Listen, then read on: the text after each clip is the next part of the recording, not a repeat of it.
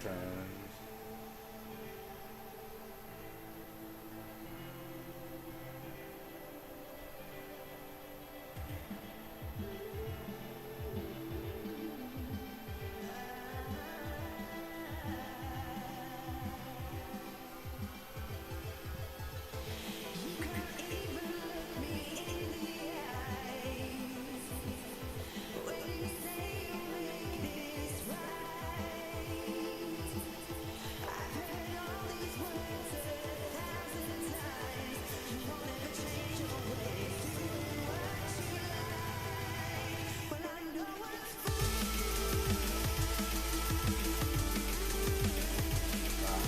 Thing to just hate on it.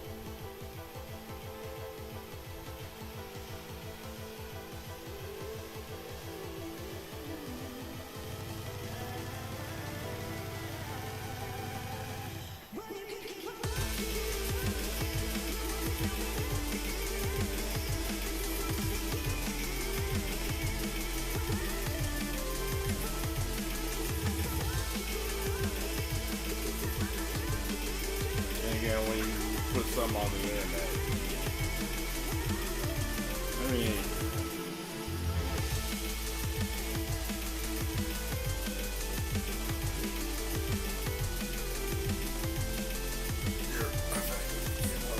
piece of that ownership, even if it is a digital product.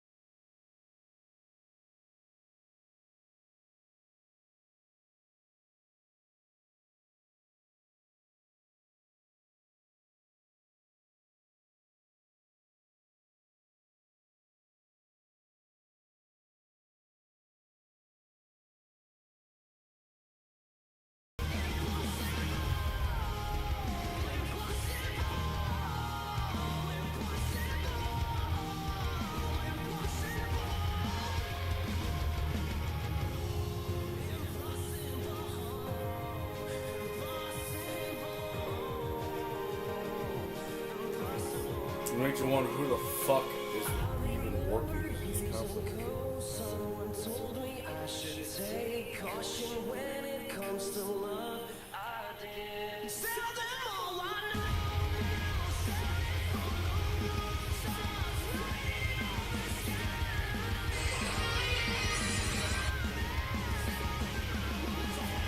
I guarantee you they're moving a lot of this.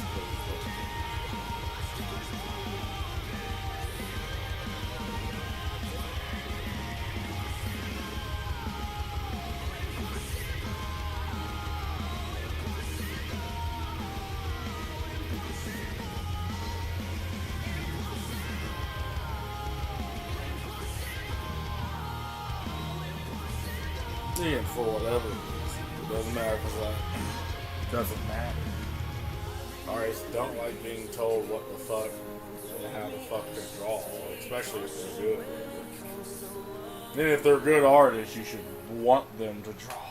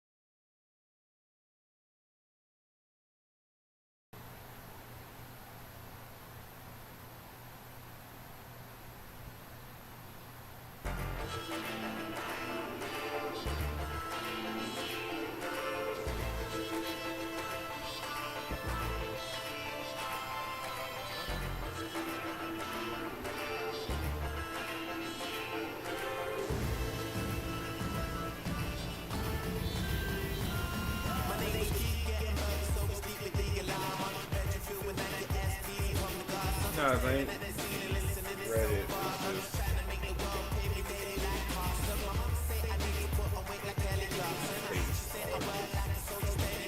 No, I think Reddit just hates artists.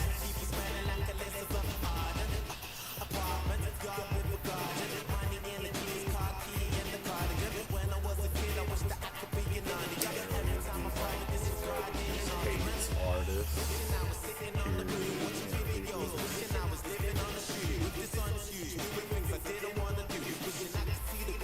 I think Reddit just hates artists. Yeah, I told him,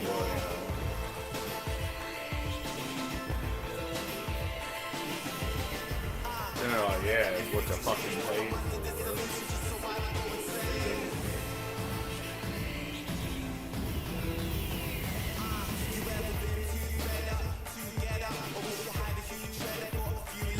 You know, they want to ask that.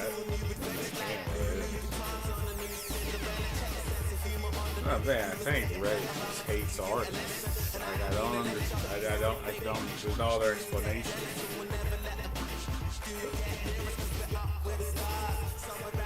Yeah, people put.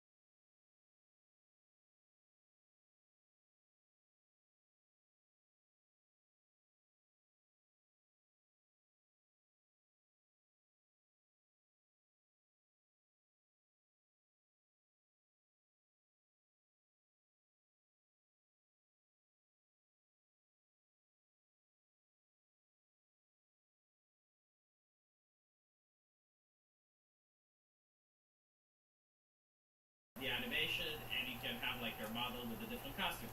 And she picks like Hugo Boss uniform, chat, and it has like a skull on the cap and a Happy Wheel. And I'm like, no, you're not coming to my chat dressed like that. Yeah,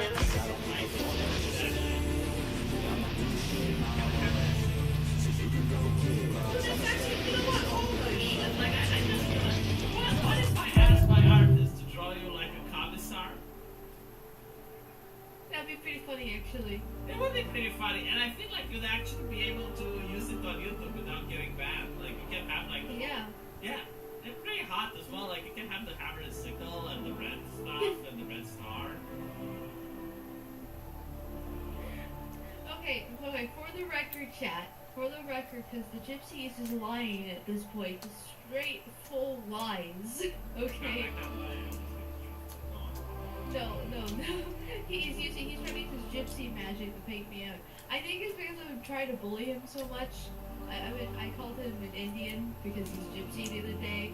And he's still salty about that. But no. I mean, it's true. It's true. There's something cooking in the works, and I'm very excited about it. But no, there's no Happy Wheels involved. The artists are just having their own fun with it. I'm going to post to the Happy Wheels again. Like I can't post it on YouTube, but like just so you know, right? I'm going to DM it to you so that you don't call me a liar when I'm obviously not. I even showed it once, okay? So just so you know, chat, like there's 2 people that can confirm. Just because the artist drew it does not mean I asked them to draw it. Chat, do you see how the topic changes from like there's no Happy Wheel to the artist drew it, but I just... You know what? Fuck it, I think I can show it to the chat. You know what? I will. No, wait. Oh, you said, okay, the chat, don't do that, you're drunk, remember? You know, It's fine, it's fine. Oh my god. It's okay. He told me right before we started that he's drunk, and I'm like, you're gonna be the one who's gonna be in liability to the stream today. It's And he's fine. like, yeah, I probably will. Less than 5 minutes in, he already wants to show the pinwheel. No one is going to see it because it's bloody. It's fine, chat. Look, this is why she wants to drink on my channel. I know, my god, I don't want to bring it. I'm just simply saying, no, I will not. Chad, I will not have this on my channel, just so you know. That it's like... No, oh my god. I mean, the art's pretty good. Look at our chat. It's like 7 messages deleted. Like, I fucking know what happened there. There's a tower. Historically accurate at all. The Tower of the Shed. I see. M2. See, now I probably got your parasocial relationship broken. Like, no one wants to be with a girl that wears a hat. About, I saw your recent tweet. My mother and sister are both floating and nurturing maternal figures within my family. If you want to see more from a proper mother, you can try a relationship with me. I don't even remember what my last tweet was. He does. And he also says, also to respond to a point here last week about being rich and having an appealing personality are not mutually exclusive traits. You foolish woman. That is actually correct, yes. We have SRC Maker saying, listen to Mala, I got put into timeout on V's old Discord because I posted the Indiana Jones Ark of the Covenant meme because of Fun Wheels. Let's not go there on YouTube. Wonder if you remember this V. I was so pissed. I honestly do not remember that. I'm sorry. Also, Boog, thank you for the 50 Mexican pesos. Arch almost introduced them out to Ruby to 20,000 viewers on Friday night times last night. You were gonna be known as a good feminist. I don't know. I still have to watch the Friday Night Nights from last night. But I'm not a good feminist at all. I'm a pretty bad feminist. No, I can make you a feminist. Like I know the idea. I already had my feminist phase when I was 12. I've don't gone you past think it's that. unfair that I make more than you on this channel? Like, you know, I make more super chats than you make on your channel. Like, don't you think that's a little bit unfair? No, Why not? because this is your channel and you're much larger than I am. Yeah, So sure, therefore, sure. it's just But, normal. but like during the show, right? Like when we're together, like I make more super chats than when you're alone. I'm just saying, it's not fair. It should be equal. It should be Yeah, made but this equal. money's going towards a new model and stuff, so, you know, it works out in the end. Chat now convinced her behind the screens. He was going to show the milking farm trailer. Oh my god, there's a milking farm.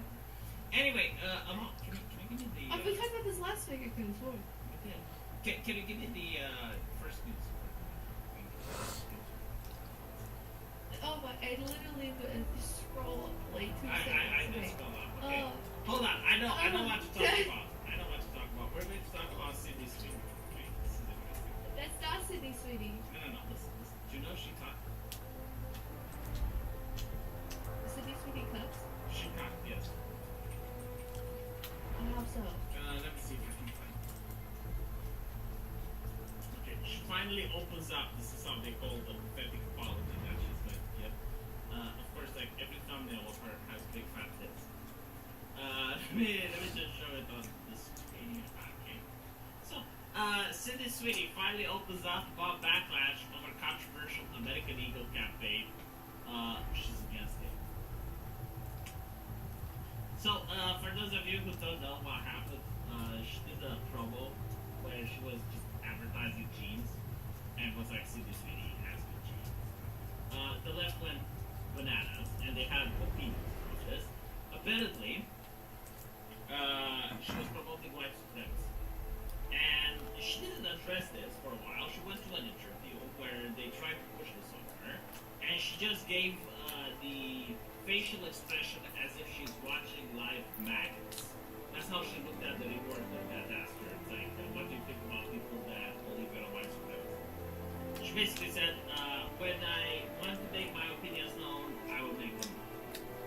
So, this was 2 weeks ago, and now apparently someone pressured her, someone pressed Sydney Sweeney in saying that, look, she doesn't stand for hate. She's a nice person, and yeah, the commercial about the G's was just about the G's. It wasn't the white supremacy thing. So she was weak. What do you think? I mean, the jeans commercial didn't have to be about white supremacy.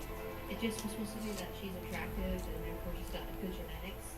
So it wasn't just, I mean, there's a certain angle you can go for that if you really wanted to, but it doesn't have to be that way, and so therefore, it wasn't supposed to be intentionally that.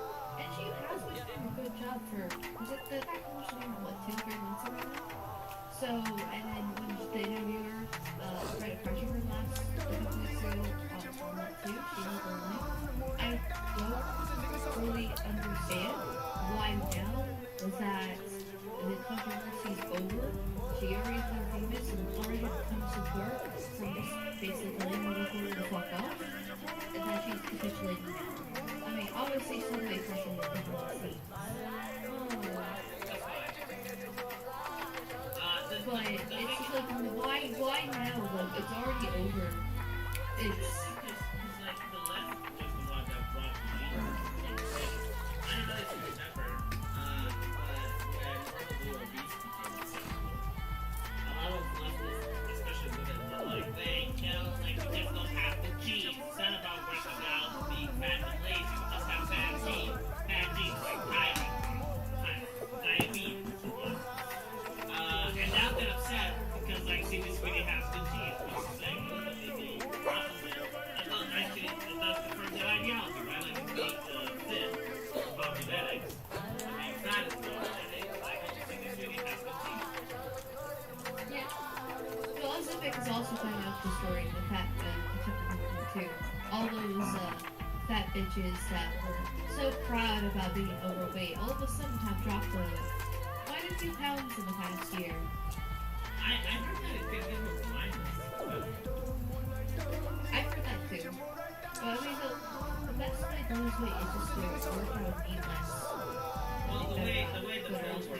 because I kind of understand how the bill works. It's about not feeling hungry. So like you're losing weight because you take the pill, you won't get hungry. Yeah. And then you can just, once you realize that, then you're like, okay, so just I ignore feel the Spencer's been on that ocean. receptors and be like, okay, just because I'm hungry doesn't mean I need to eat. Just stop eating. Yeah, but it's like when you're hungry and you're not eating, like it's an effort, right? Like you're struggling. But the pill makes you not feel the hunger, so there is no struggle. It's just like take the pill and you don't eat. True. But then you also might become blind. So, Yeah. I'm already like halfway there as it is, so I'd rather just not have to deal with that, frankly, myself. What, you took DSM? No, I'm saying I wouldn't take it because I'm already halfway blind. Really? Yeah, not actually. I just wear glasses. Oh. Right, no, because like I cancel out anyway, Slixian. Thank you for $2. Sweetie has bad genes. Also, V, though, is that kind of socialism? And I'm thinking wanting to try a genuine relationship with a Malcolmite.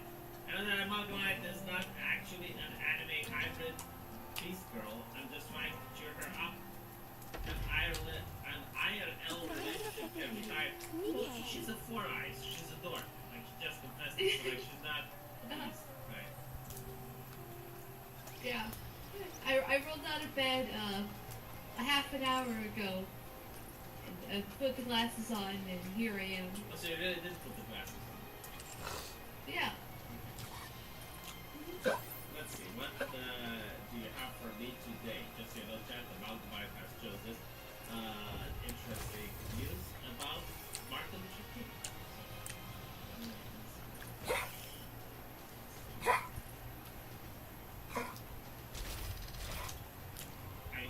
For some reason,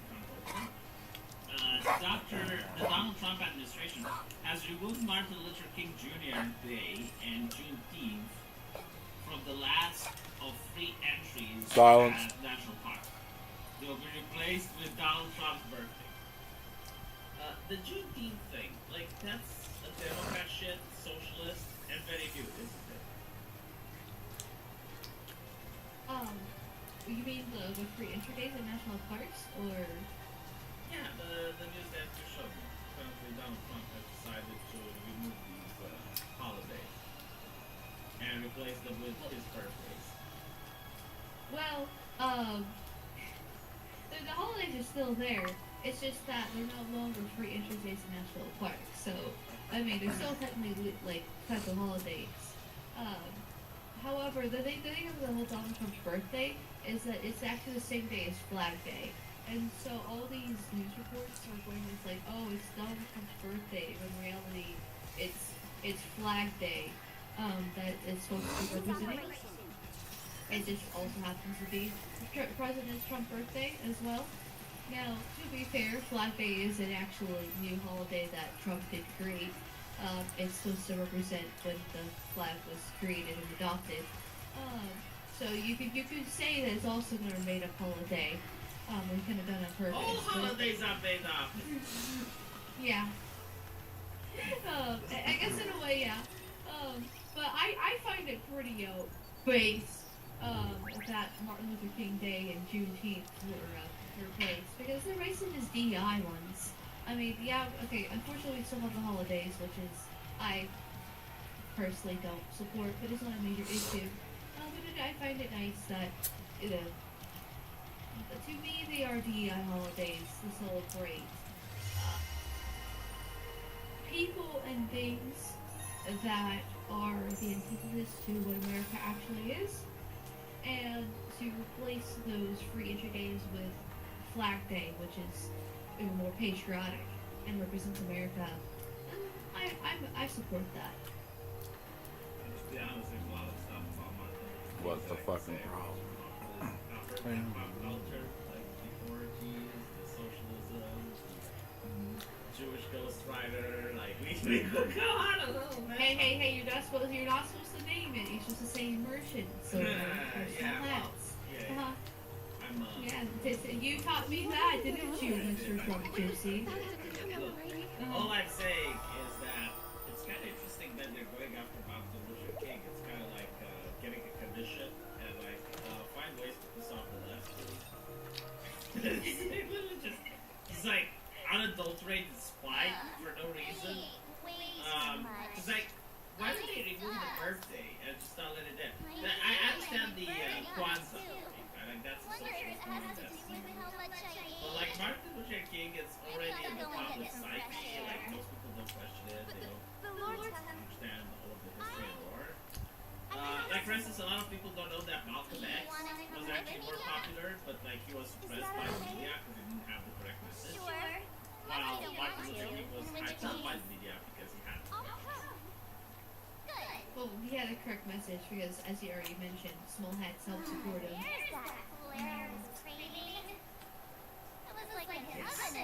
Anyway, SRC Maker. I lost 92 labs on the Gobi before I started HRT. It works. Not only do you not feel the hunger, you also, when you do eat, you feel satisfied after eating just a little bit. I think your cake is what made this party.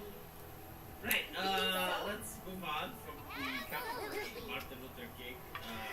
Thank you for not making me talk about the name of the chip that's Don't you feel that this party is still lacking something? Rosa Parks? yes, like I have opinions on her.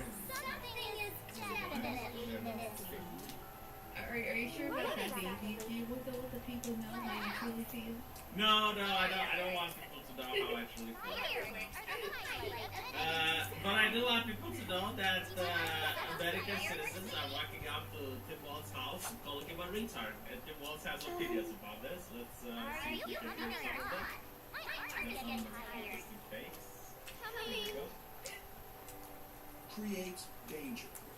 And I'll tell you what, in my time on this, I'd never seen this before.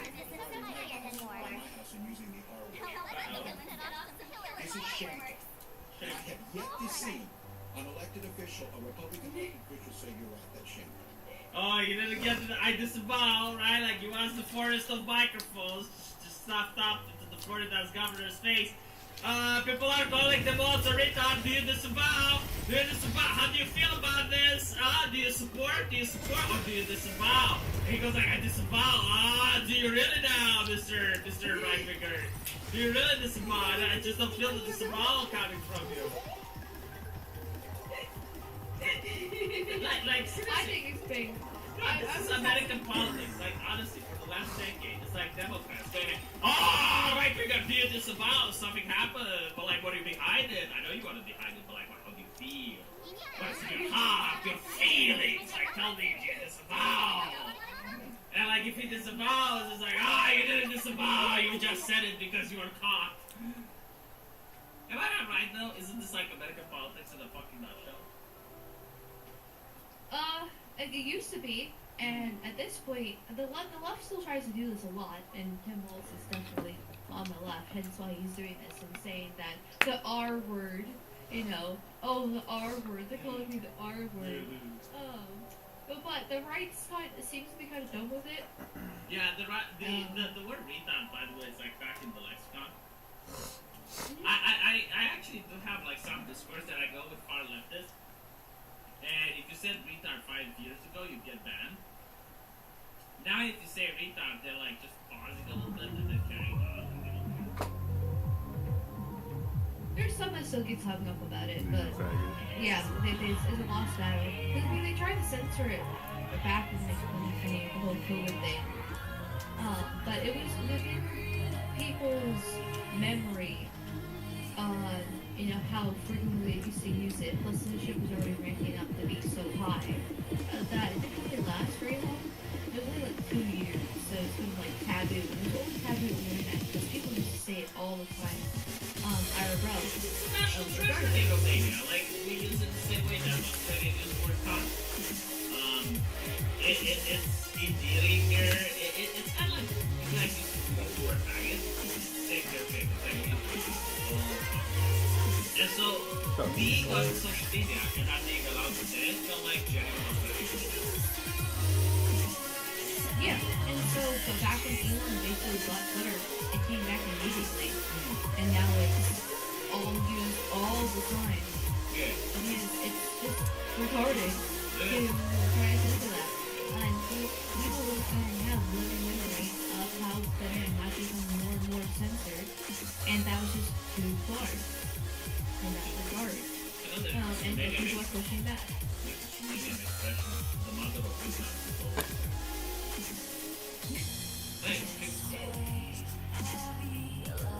Yeah, that's actually pretty clever. You got a membership from Newbie 81.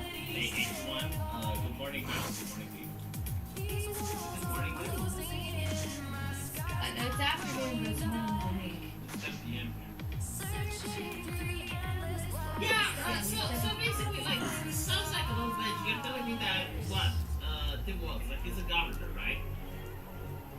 Okay, so he's got, like, private security details, doesn't he? Supposedly, yeah. And he's got, like, what, like, large wealth in his mansion? Probably. Yeah, okay, so, like, people are exercising their free stuff. Like, they're not attacking him, they're not pulling gangs, they're not raising Well, he's claiming that it's basically words of violence and that it will lead up to that point. And so therefore it needs to be stopped now. You can't say mean things to people or else it'll escalate. Not realizing he probably actually knows this. Because he's just a leftist. Politician. He knows that it's not actually true. He's just playing victim because that's the best way forward. The whole reason why people are playing him retarded in the first place is because Trump called him retarded in one of his true social posts last week. Which was hilarious. And so he's trying to play victim that the big mean orange man is going after him, and he's done nothing wrong, and now people are calling him the R word, and so therefore, he's going to be attacked by next week. Tamponte. Mm-hmm. It's kind of interesting, like, if words are violence, like, I can teach him a couple of slurs so he can defend himself.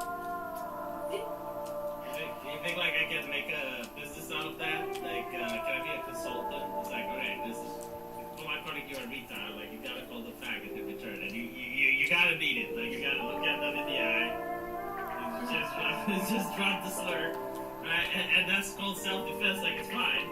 I like Piers Morgan, you can't do it, because it's self-defense. Yeah.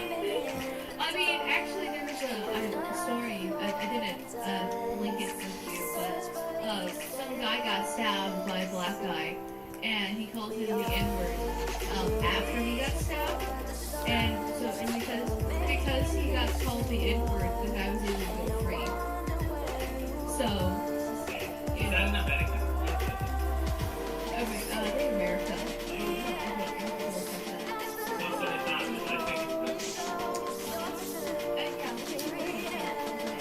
If it sounds like a mental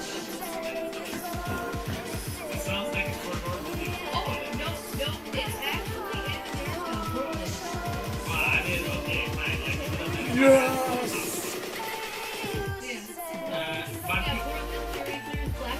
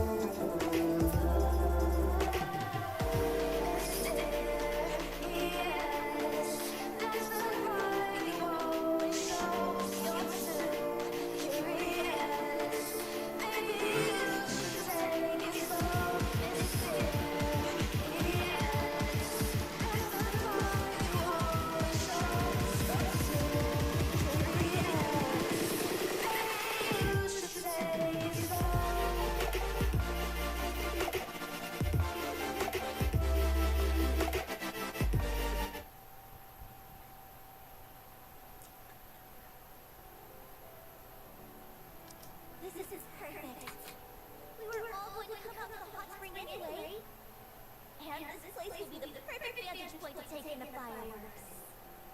I was planning on taking some photos of the fireworks. Sounds great!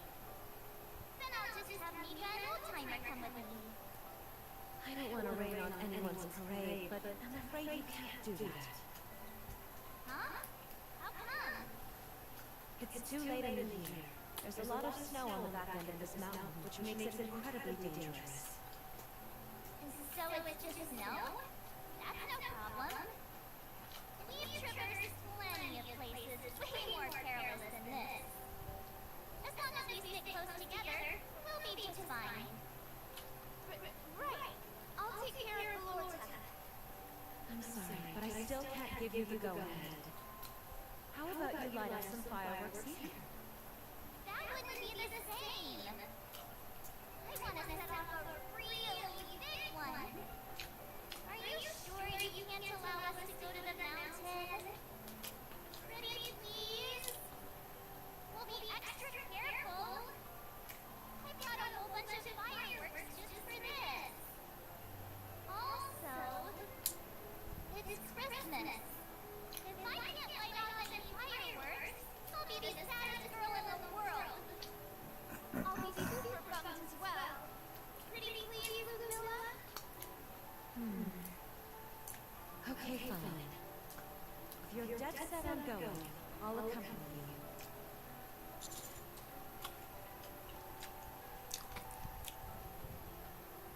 Yes, I know the geography around here better than anyone. But I have to stress again that now is not a good time. The weather isn't ideal. Once it settles down, we'll go. Okay, I can wait a little bit. I just hope the weather clears up soon. Which fireworks should we set off, Mika? The snowman? Or, oh, the snowflake one? Jeez, what am I saying? Of course we can set them all off. Sounds good. Whatever you want to do, we'll do. Because it's unity, I'm nigga. glad What to do you see you smiling, expect? Mika. You should do it more often. Let's try and smile as much as possible this Christmas. Ready, set, smile! Come on, humor me. Like this? You should see how red your cheeks are right now, Mika. Oh goodness, your lips are even trembling. Don't have to make fun of me. Let me ask you something, Mika. Did you have a good day? The Christmas party was fun, wasn't it? Yeah, it was. It's the first time I've worn such fancy clothes. Making the cake was a lot of fun too. I feel the same way. I'm very pleased I'm that my slurring. hot snowballs came out so nicely. And it's always fun to gorge on so many delicious snacks. But the cake was the true cake de resistance. Something tells me that our Christmases going forward will be just as wonderful. Yeah, I think so too.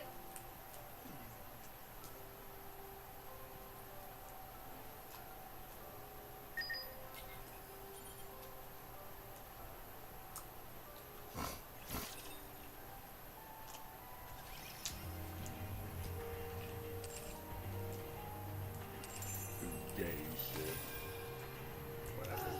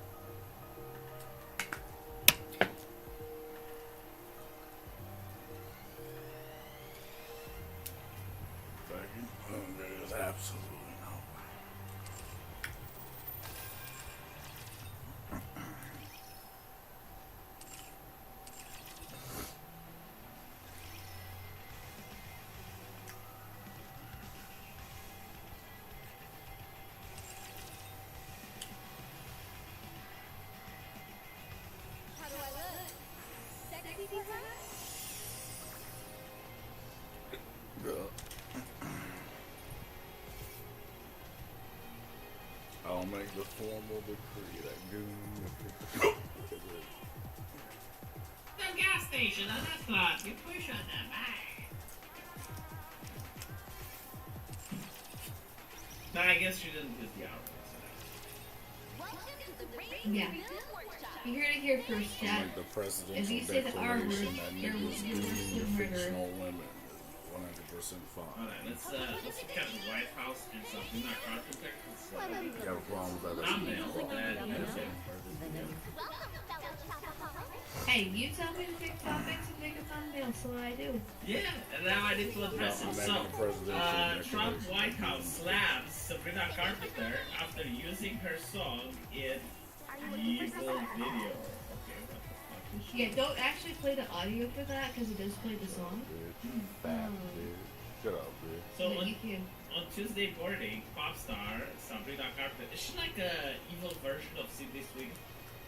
Actually, yes. So, the right has Sydney Sweeney as their blonde bimbo, and the left has Sabrina Carpenter as their blonde bimbo. How is it like Sydney Sweeney is a blonde bimbo? Like, she seems to be very on every single issue. Like she's not an airhead. Eh. Yeah. Still blonde bimbo. She capitulated. So I think that they're not blonde in real life. She responded to Trump White House using her song Judo in one of his very pro-mass deportation videos. This video is evil and disgusting. Do not ever involve me or my music to benefit your inhumane agenda. Within the same morning, President Donald Trump's staff had her already sent CTO its official response, crashing Carpenter while mixing in reference to her music. There's a short and sweet message for Sabrina Carpenter. We want to apologize for deporting dangerous, criminal, illegal murderers. You know what's interesting about the deportations? I actually looked at them. They genuinely stopped it with people that have criminal records to the point where if you bitch, you look like a Yeah, I mean, technically, coming here illegally is a federal crime, and therefore it is illegal if you committed a crime. But yes, they have gone after people who have done more than just cross the border. yeah. Then, like, I actually watched some of the people that live there talking about And again, it's one thing if you don't have to do it. rapists. I haven't seen murderers yet. Cause, like, I think they have a run of the sex festival. So, like, there's still people that committed the sex crimes that can be arrested before they're going to move off a little bit. And so when you see a person like this chick, like something like Carpenter going, well, please leave the pedophiles alone. Like, leave the sex pests alone, please. It's inhumane, what you're doing. So it's like, No, that's fine. But she is the left Darwin. I don't know what the fuck do you think will happen? Oh. Yeah, I get it. Americans like to think they're, Yeah, no, like the whole entire like until they're the racist, but all of a sudden you devolve. and so still like leftists talking about how Trump's a racist and a fascist, how dare they use Sabrina's song and how she clapped back against them and it was slave queen, yay, that type of stuff. haven't they changed their rhetoric? Because, like, they keep using this for a couple of years. Trump's a fascist, this is fascism, no border, no nation, no deportation. You think they would come up with something? No, because they see borders as oppressive and evil. Actually, laws, fascism, and in their eyes, they don't know. They don't actually know what they're talking about, and if they do, well, they're willing to twist the language just to get more power. So they'll keep on. But that's the problem. The problem is things get fucking worse. People in the chat are saying that No one can even comprehend why this is happening. That's the problem. Is there anything like, is there a left person that has like good practice? There was one, it's not her name, but like Saga met her in real life and made her cry. This is like green. Lucy Green? Basically, she was so fucking dumb. She was a left. Yeah, She met, she dated Chris Raygun. yeah, she did a great thing. She got like the red one. But she met Sargon You in can real actually- life, and Sargon made her cry. And it was like emotional. I don't that. But I that, don't even think cry. God. okay, like, You're he was such a just trying to stupid hurt, that's it. fucking. Hold on, let me see if I can find a picture of Sargon and basically. Sargon And again, people want to own stuff, you know, people want. Well, Maybe you don't because you don't have fucking kids, and you probably don't plan on it. But we do. No, this is intrinsic. I noticed that most people on the left are just flat. Or, I mean, like, if they're fat, I wouldn't consider them fat. Yeah, they don't count. Yeah, I think I found the picture of this. Hey, we can't even have the discussion. Unless you're a sex worker, then sex worker is rude. But other than that, being feminine is evil. They like androgyny as much as possible. And trying to be a girl boss. No, but like, I've noticed that almost every single woman on the left is flat on fat. Like, they just don't have, like, women with big tits. And the only one that they did have was Macy Green and then Sargon of Console. Well, it's Chris Raygun solar, but then he became a leftist himself, so... And then she fell off of girls and see, so they kind of like neutralize each other. What's yeah. That's true, well, depends on how you see it. I mean, she's always economically been a socialist in the left, but the cultural issue has always been more right wing. She was an anti-SJW back in the day, so she might actually be the true centrist. Hey, full disclosure. You guys remember Todd on the party? Sargon never wanted to debate her. Because he was debated. I'm not kidding. I'm actually not here, so I wouldn't know. Like, you think I'm talking out of my ass, but I'm not. Sargon didn't want to debate. He debated millennial votes, debated JFJP, debated literally every single white nationalist who wouldn't want to debate. I don't even really remember her. She actually went on the Young Turks. Hold on, let me see if I can find a picture of her. I don't know what happened with her. The thing is, like, And I know he used to go after obviously he used the end, but also an anti-Conspirian. yeah, but like he never actually debated them, right? Like he would make video replies, but if you think about it, like Sargon never actually debated a woman, ever. It was uncomfortable. It's like, no, seriously, I don't think like he didn't have a co-host, actually. It was kind of like when you're on a debate with someone and you have them on the screen. That's not like debating, like having an actual argument. It's like you never Never really noticed that, actually. I just figured that everything was going a lot more male-dominated space. I was like, I like that. I like male-dominated spaces. Less women, the better. You don't get along with God. I mean, I can get along with him, but I don't like him. You can have misogyny hour, but it wouldn't. Let this politicians go for. Okay, I read this. Yeah, we can have misogyny.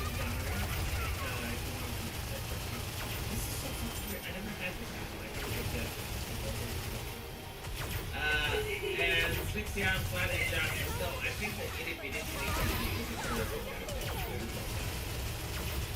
Oh yeah, I think it's a psyop. I think it's a small-head psyop. Can you knock your shoulders together for me, please? Okay, try to make me smash my tits. No, not your shoulder. Sorry.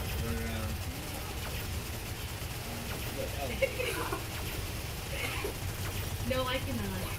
You cannot get the fuck up. Chad, I don't believe it. I don't believe that she cannot punch her elbows together. I can't. So you're fat.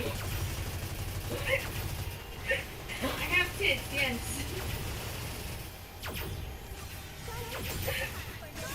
And, so he asked for the technical by Sergeant Henry. He says, I agree, Logmite isn't a hybrid animal. Temple said so. And thank you for the $10 dues, yes. I am a man with a voice changer. My clock is 12 inches long. Reason why go flaccid. Take it or leave it. I have someone that say that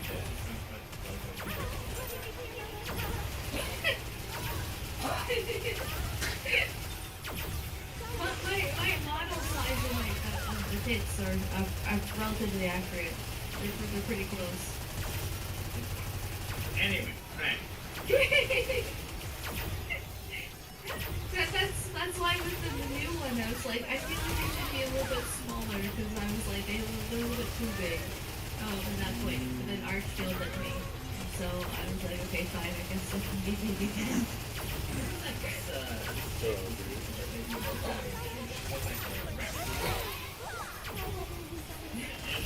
Like got a new model and made her and I think like 25% of her subscribers base is white. Oh, really? I think someone's good. You know like VTubers that have the avatar of their IQ? Not any off the top of my head. I don't really pay attention to the other YouTubers. Said that Sargo has to date his 50 winter. After a certain age, they're not really women, they're kind of just like men, they have to work for a living. And so I don't think like 50 winters counts. Just saying, you know? So like Sargo did debate 50 winters, it's cool, but I think Snuffy, yeah, let me check if it's Snuffy.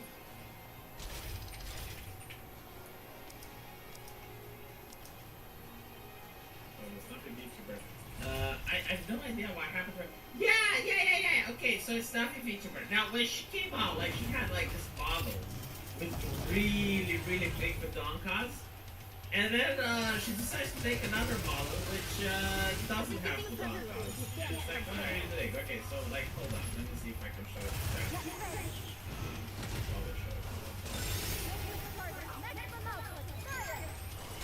I feel like she's like this because like I was being fascinated by her, so like, oh well, this is funny. This is another stuff. Like why? It's not a nice model, actually. She didn't have a nice model. Yeah, she's got look here. The sits are massive. Yeah, the PCBs are. I mean, they're not really massive on a internet scale, right? Like for a YouTube phone, I think it's fine. But, really? Those are still really big. I mean, compared to Shiny, I wouldn't say. I would never ask for a model how that big fits, but I just don't like how it looks. It looks just... Chat, give me a $50 super chat, and she will have big tits on her next model. I guarantee you. Okay, fine. Then I'll ask Goldie and Strickland to make it a toggle thing, and not permanent. Isn't that like fake? Yes, Chat will say they're not real. It's just, you know, I got a breast enlargement surgery. It's not like a thing, like if you're a woman and you have a big avatar that have like big tits, they can feel uncomfortable. I mean, it doesn't make me uncomfortable, like in this case for this VTuber, it's like it is what it is. It's just for like myself personally on my model, I just don't like how it looks for myself. And like I personally find that tit size a little bit ridiculous is in general. And so therefore, like, I don't want it on my model because I don't like how it looks. So like there's a Medium or premium. like an aesthetic of this. gay, but he's not. Yeah, because the certain it just looks weird to me, like gigantic balloons. It looks like a tumor almost. Well, when you're going to get old, you're going to experience this thing that horrifies most of it was called the sag. The sagging. The sagging, yeah. Yeah, the sagging. Yeah. Is there like someone that's going to make a VTuber avatar with the sagging? Well, when they get big enough, yeah, they're naturally just sag. I think like my wife has like 5 more years.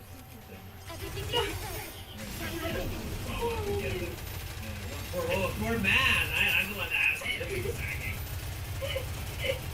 Anyway, let's see. Sabina Carpenter, Rip Strong says this video is equal and disgusting. Okay, so like apparently you gave me the same right?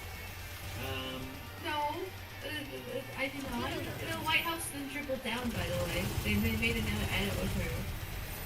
Can I play the music? Yeah, you can play it this time. Oh, never mind, you can't. I'm sorry, I lied to you. For being too early. Yeah, I can. I'm not gonna play that. I'm sorry. It's copyright issues. If I play it, I'll have to delete the stream. You guys will miss all the slurs. Yes, what I say, based off I said don't play. Oh, sorry. I'm sorry. I forgot that you can do that. I mean, you can still play the videos without the music.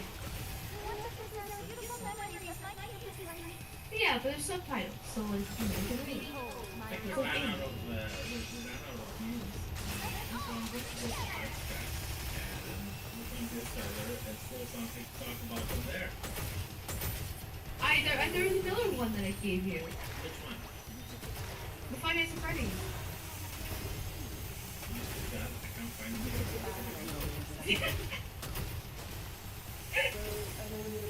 Okay, so no, future note, don't let me become drunk before. Well, I mean, it is what it is. Once a month. Okay, I get to treat myself to something nice. I drank some wine with chocolate, and so anyway. Five Nights at Freddy's Scooby-Doo, a cynical horror sequel that runs on cheap transfers. So, from my understanding, this is the story of Five Nights at Freddy's. You have like an indie game that and just makes a shitpost of a game, like incredibly cheap to make, and he's a right winger. And so the game becomes insanely popular with people, especially with furries. He's got like an entire hentai community of it. It's like if the animatrons catch you, they don't kill you, they fuck you to death. Whatever.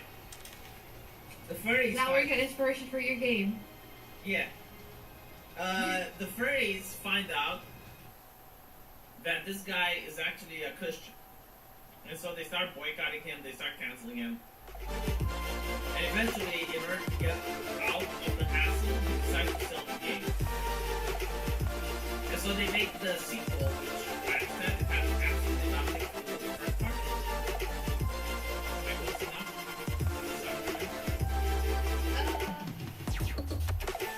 Yes and no.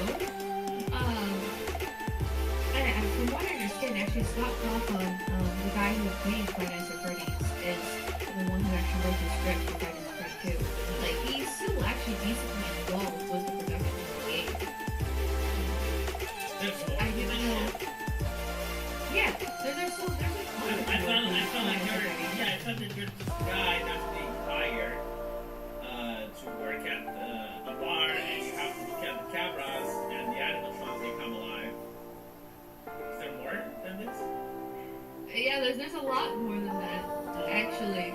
There's like 7 games or something like that at this point. What? The first game was not a complete shitpost.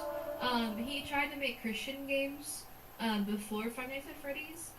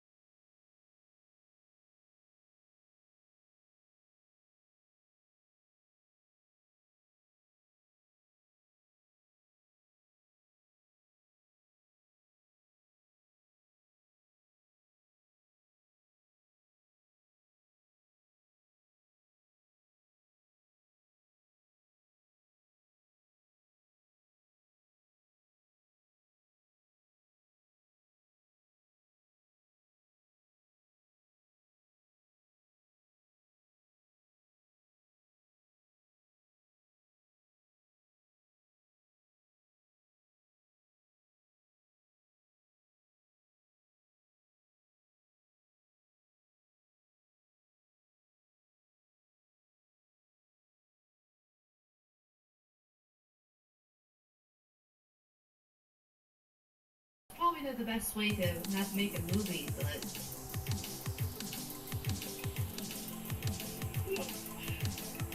It's a twisted from the old era, right? Like 2018, like they did this 25. Okay, probably a mix of amusement, also the difference and the occasional very shy, some of the reviews that everything may be great. After that first team came out on the Newground platform for it, which has always been pretty comfortable with edgy, corny, chaotic fandom energy. So the existence of thirsty fan works is not exactly a plot. The game itself is built around flirtation, swagger, and stylish characters that definitely invite time of the player. you type in F and F. I wonder if it thinks it meant a different game. It's supposed to be FNAF. It's F-N-A-F. So I think it's...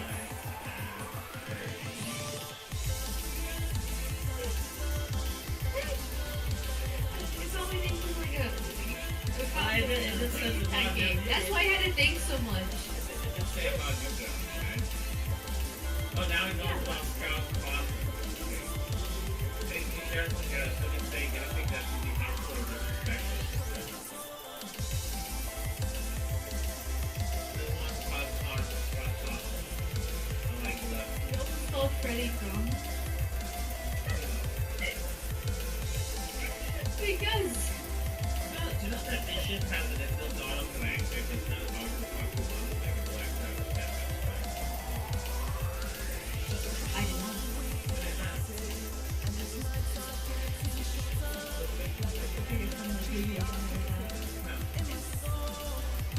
An AI is literally a modified autocorrect engine, like the autocorrect is just a form of AI. You know, like when you type on your phone,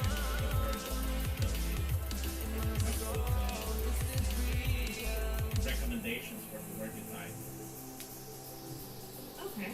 I guess that makes sense. I never really thought of it like that. Yeah. That time it took 1 minute to get it off.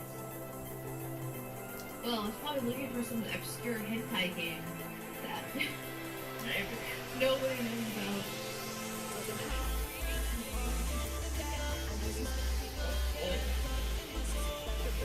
Ooh, top news source. Poison the AI with their nonsense, I guess. The poor Indian at the other end is Googling as fast as he can. Do you know that when ChatGPT came out with black people, he said there's Indians that are typing them? I mean, AI just means always Indian, so... The thing is, like, it was actually that basically like how much merchandise a person bought, and then tax them when they go out so that you don't get shit. Turns out the AI was actually Yeah, I'm worried about that. And that's our word. Whenever I hear the word AI, I think of, yep, always Indians. Always Indians. the AI. It's probably a big small file to scout for example. That means that it's very good.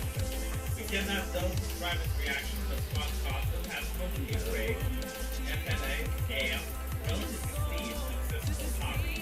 And he has a Christian background that shapes his earlier work. In one interview, he describes the game as a simple horror game and says trying to keep it relatively clean with those louder guns. He also stated out that making Christian adventure games before mixing with horror.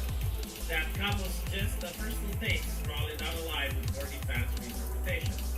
At the same time, his public posture towards the broader community has leaned appreciative rather than punitive. When he announced retirement, he spoke verbally about the creative of the fan base and noted the kind. So basically, he did ally with the furries in the end. Well, the nice thing about him is that he doesn't really get into controversy. He doesn't actually hate his fans. He's not literally triggered a game world that talking about how racist, sexist, fans are most popular in the audience. He just makes games, releases games, people like the games, he makes a new game. So, M1 and also the actually was quite rough for my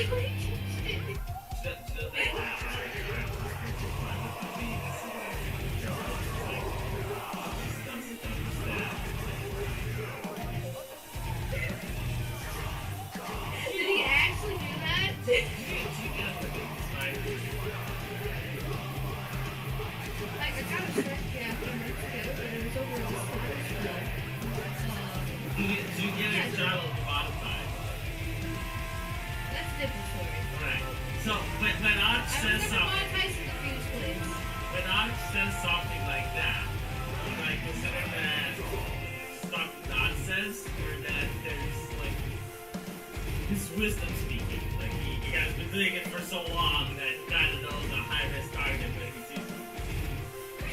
He's a Swede. They usually don't believe anything he says. Well, plus he's trying to, he's out to get me, so, you know, don't believe anything he says about me. It's only positive. I think that, like, do you think, like, your behavior for people trying to be out to get you, like, it's not really a conspiracy, your No, behavior I'm a is special victim. I see. Anyway, chat, thank you for watching. I'll see you guys next week, and Amal, thank you for Hi, being here. chat. Bye.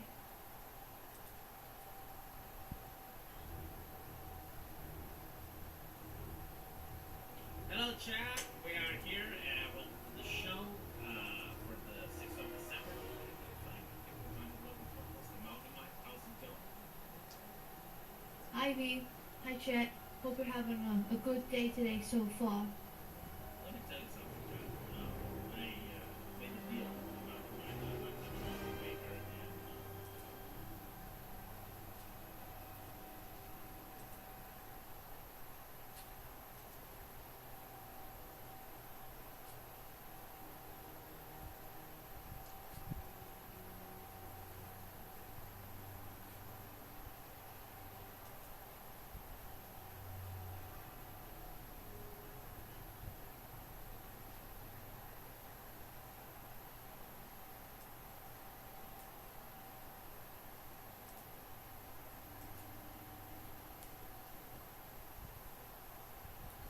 Hi folks, how are you?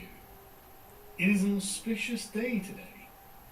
The BBC is currently being besieged by many different forces, and the entire metropolitan liberal elite class of this country is in total panic. They are freaking out.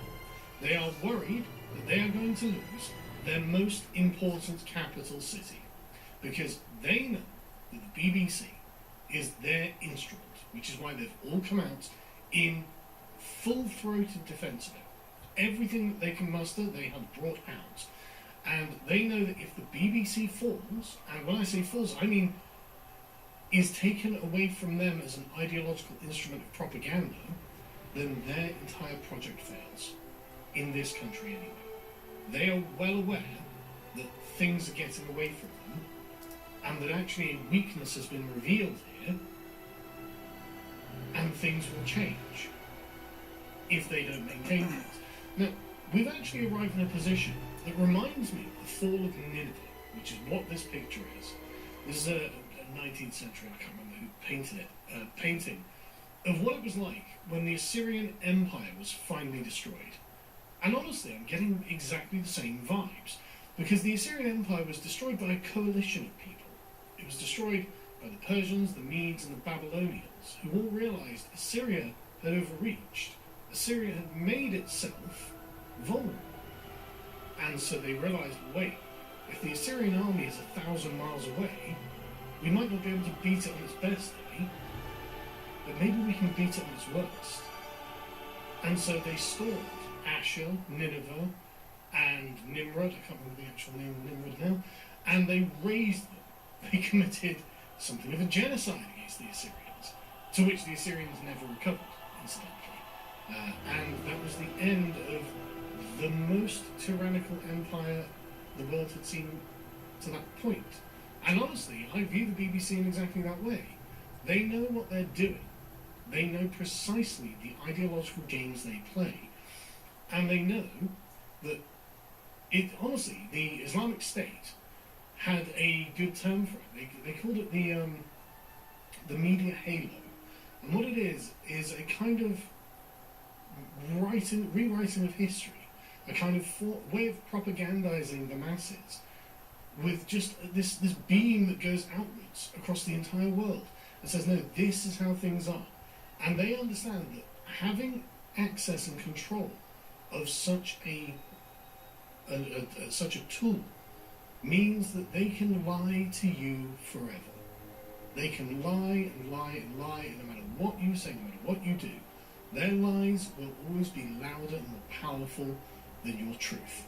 And so they are very, very worried that actually the BBC Nineveh is actually vulnerable because it's overreached and it's going to be stormed and metaphorically burned down. So, to give you an impression of just what's happened here, the BBC decided to lie.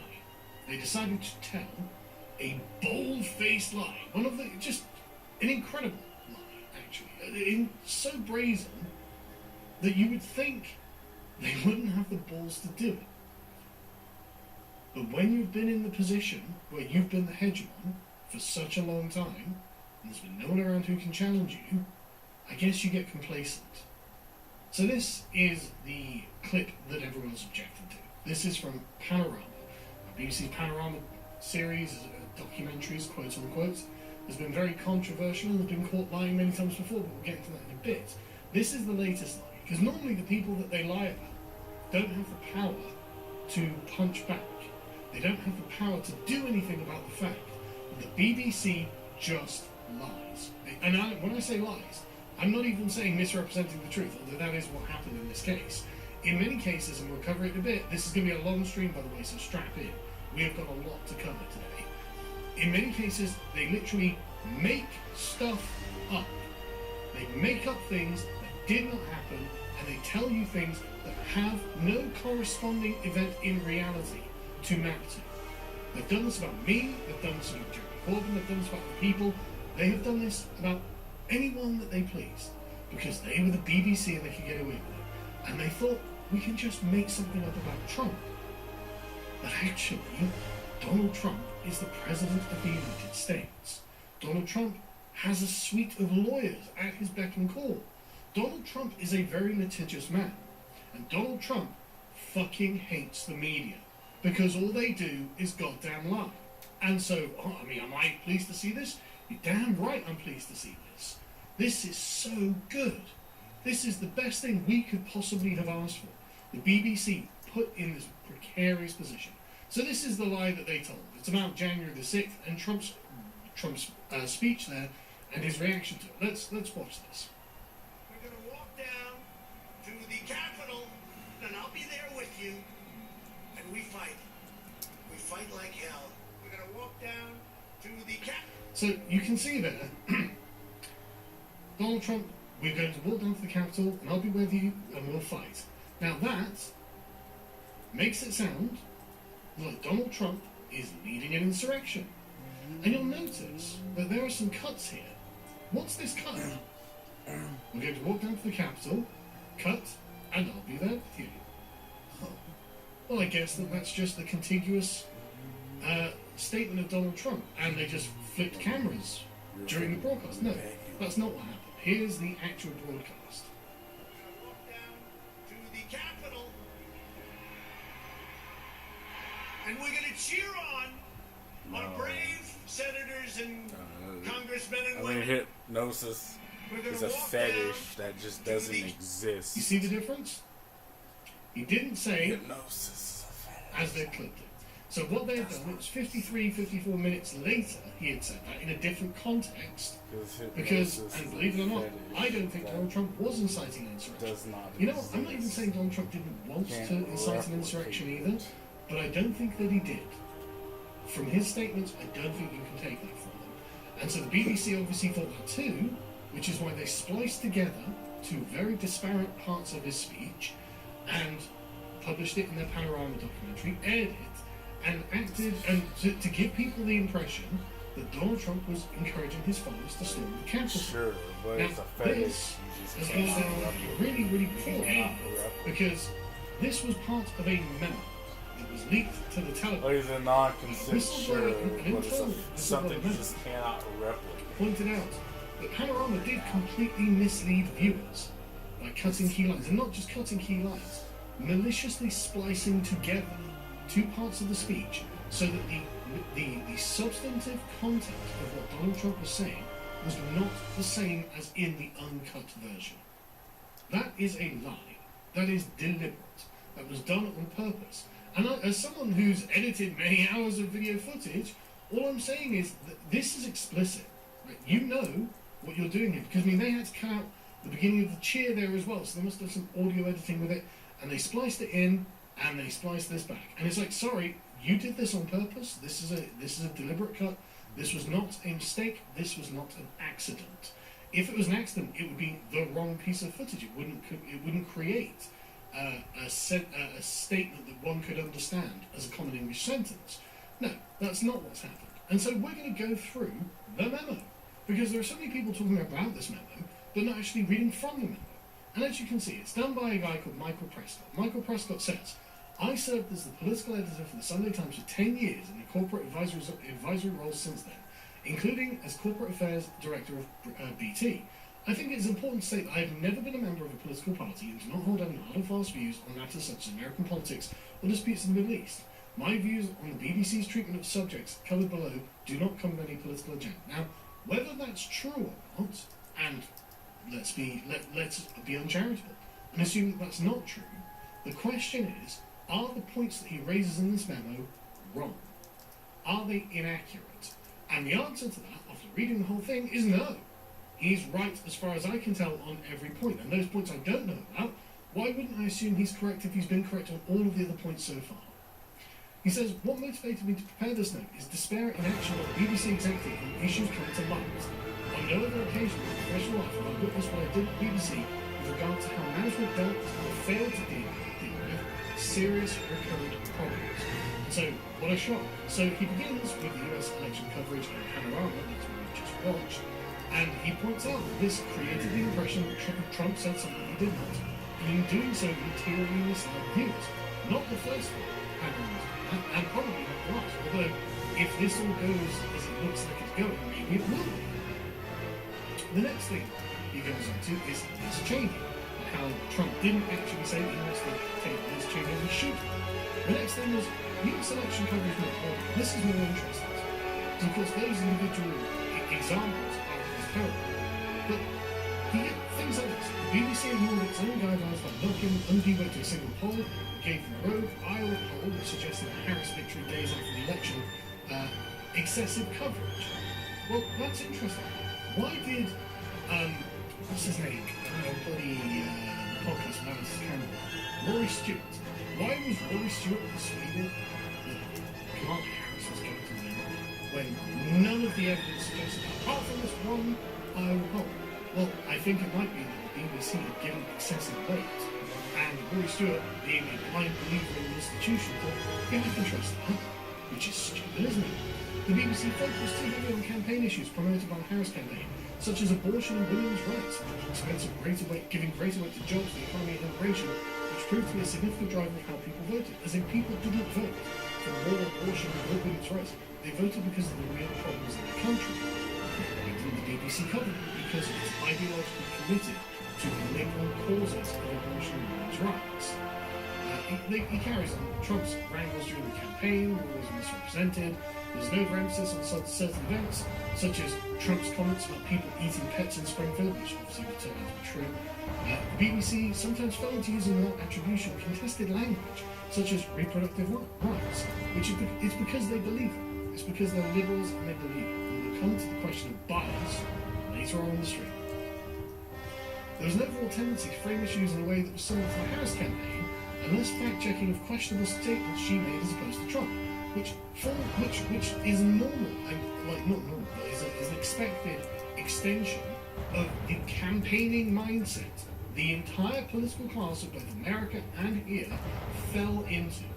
All the rhinos, all the Democrats, all of the parties here, apart from Nigel Farage, have fallen into this, right, Trump is the evil bad guy, he is the sour one we have to defeat, because otherwise he's going to destroy the liberal world order. And so they became hyper-partisan in their own cause.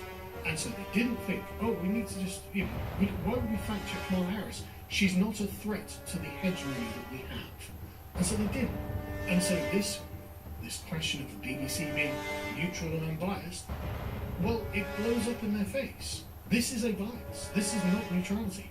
This is the BBC acting as an activist organisation, which is not new.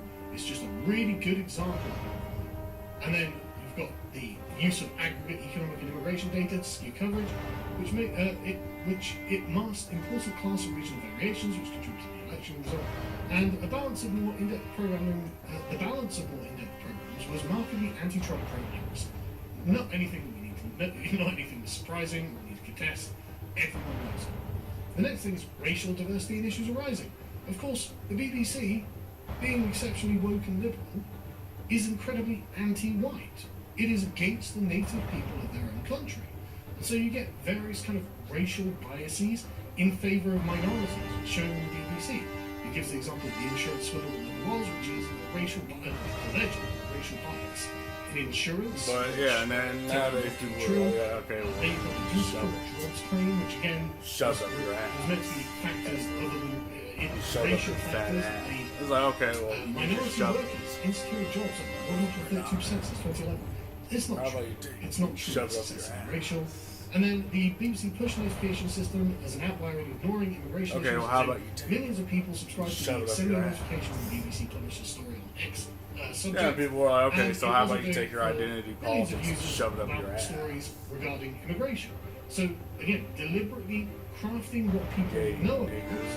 about along Gay liberal nigger. woke lines Gay nigger on faggot. purpose. So And then it's like overnight. among the significant stories that are covered by the PIN system, the government's promise of new staff to cut the asylum processing backlog, rejection of illegal asylum agreements, the baby Stockholm thing, the daily cost, 8 million daily costs in housing migrants hotels.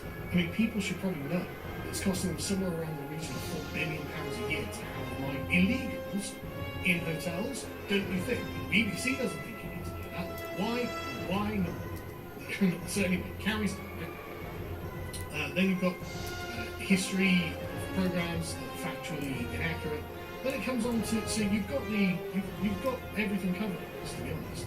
You've got the Trump stuff, you've got the woke racial stuff. Then you've got, of course, biological sex and gender identity. BBC fully on the really radical claims of transgender activists, and we'll carry on.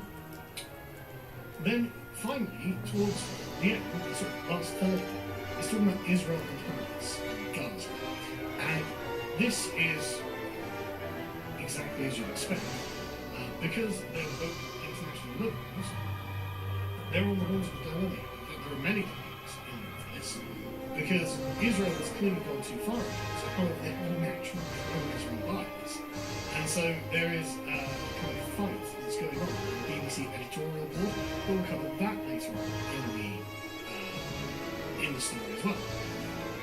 Because the thing is, there are layers to the BBC's hierarchy. And the younger people, the lower end of the layers, are very anti-Israel. And the older people, the higher end layers of the BBC, are very pro-Israel, because some of them are. And so you get a kind of mismatch in coverage.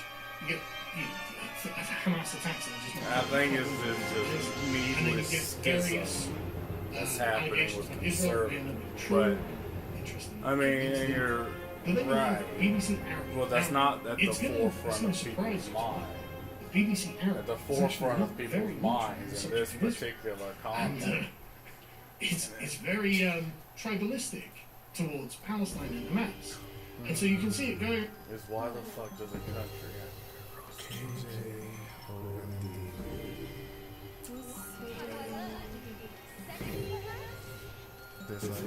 Yeah, and that's this particular context, and that's this specific context. Yeah, we can argue the context. Dispatching now. We can argue other context.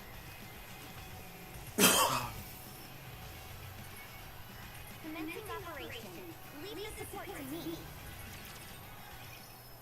And that's in this particular context, right? You know, we can argue,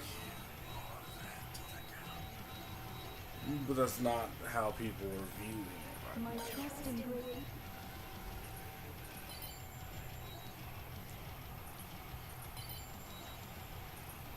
I'll put this offering of yours to good use.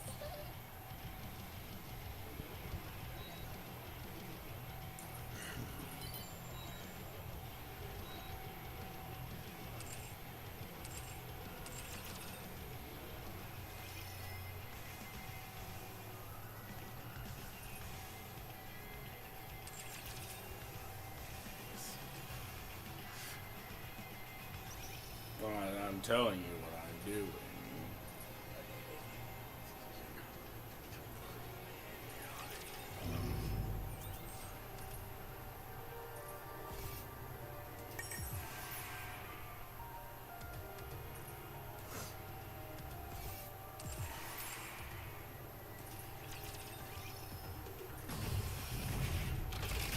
Show me what you got. Give me the best shot. I got your back.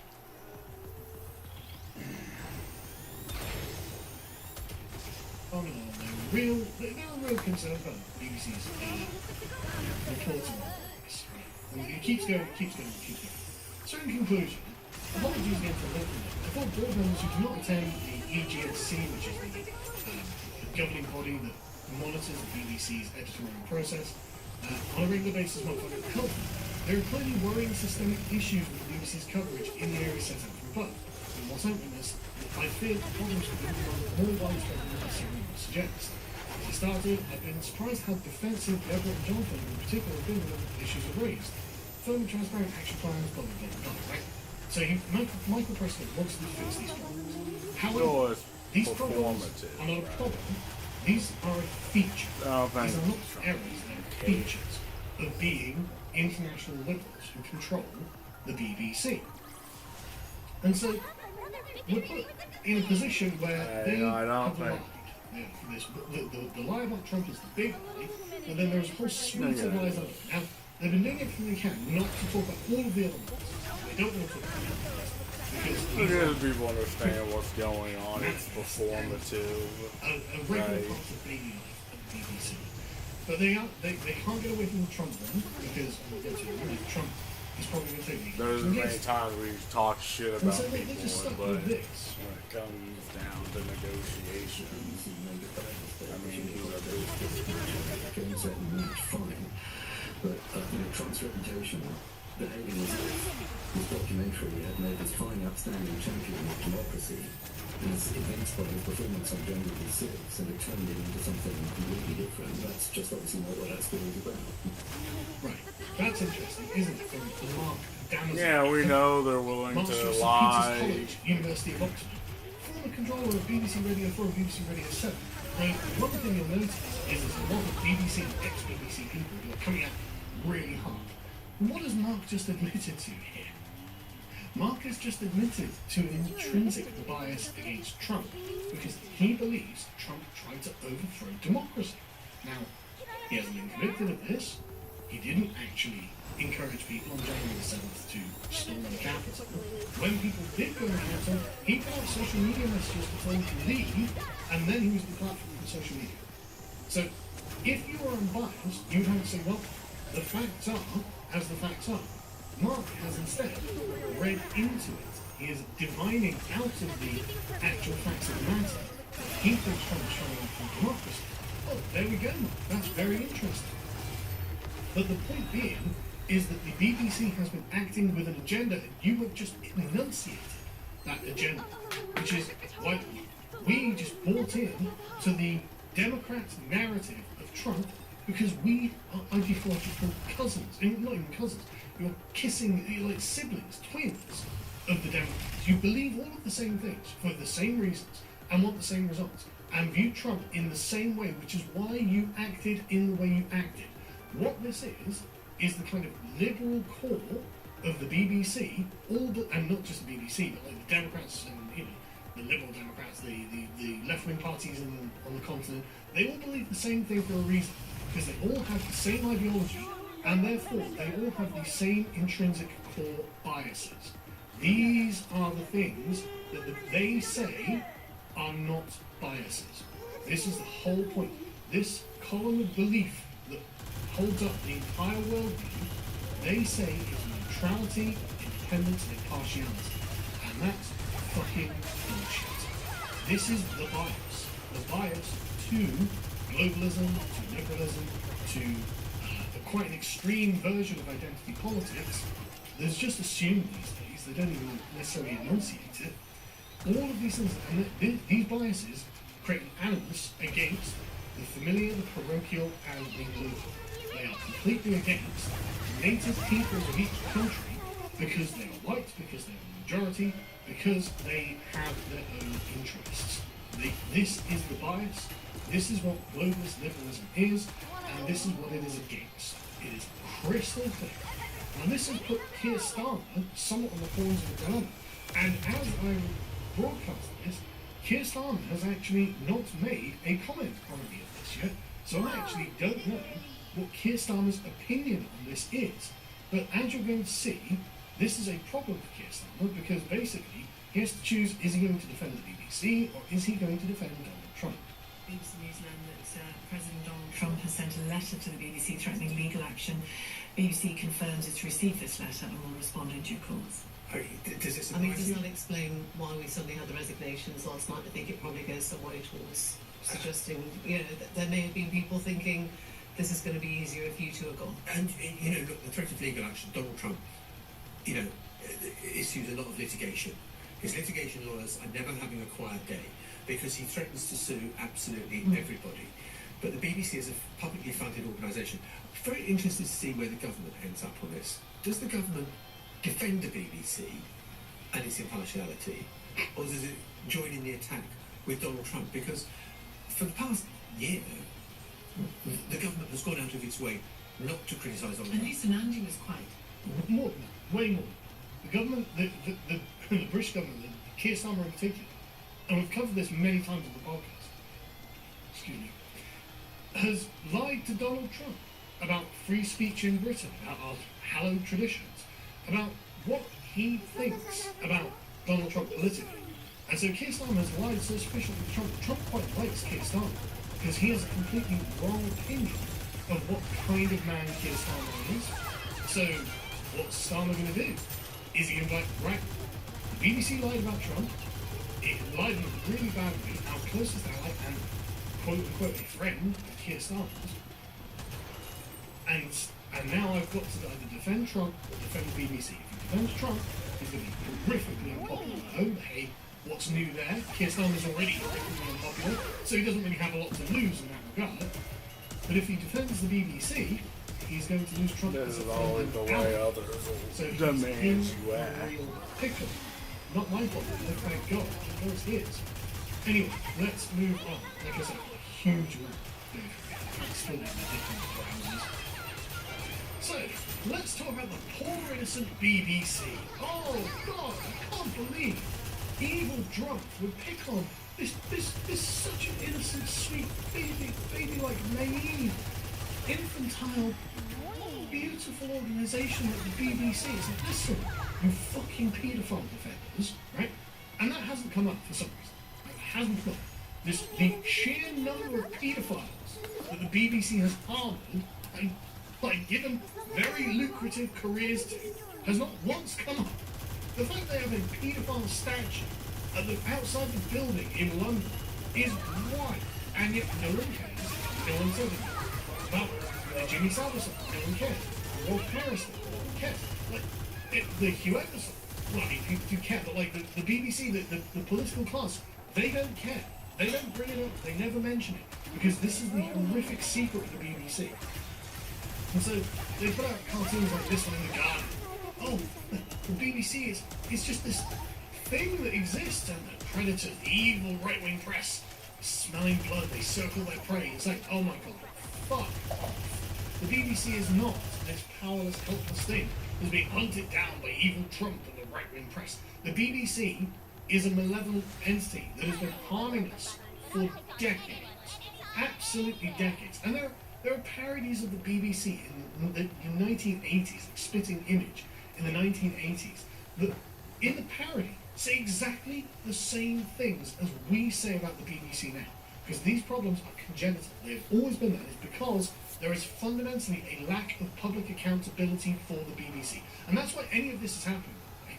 That's why this is happening. And if it wasn't for the internet, we wouldn't know that Panorama edit was false.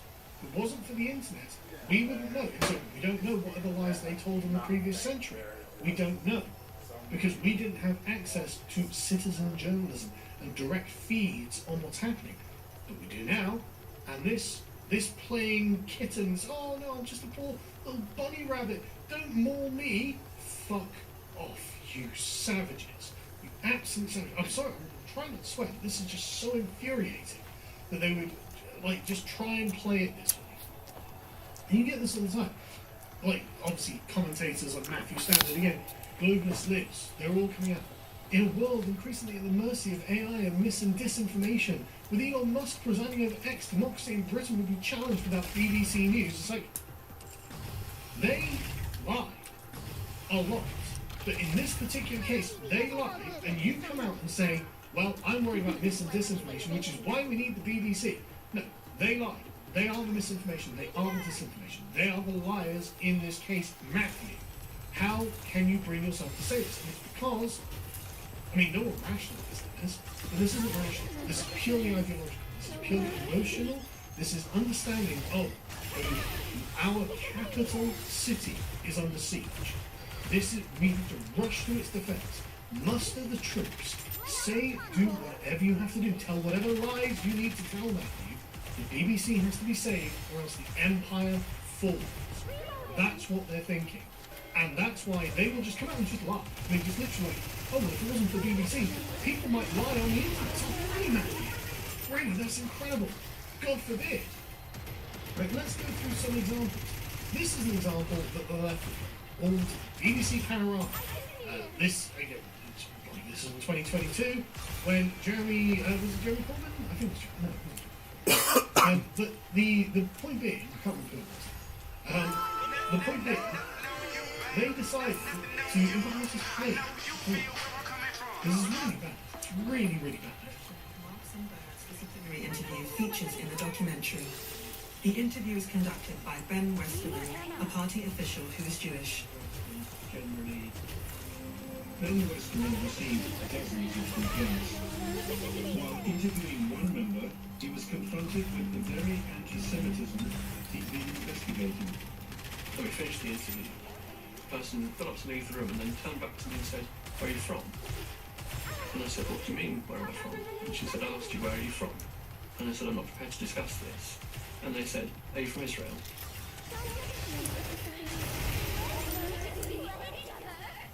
What can you say to that? Wow, that sounds quite bad. That sounds very anti-Semitic.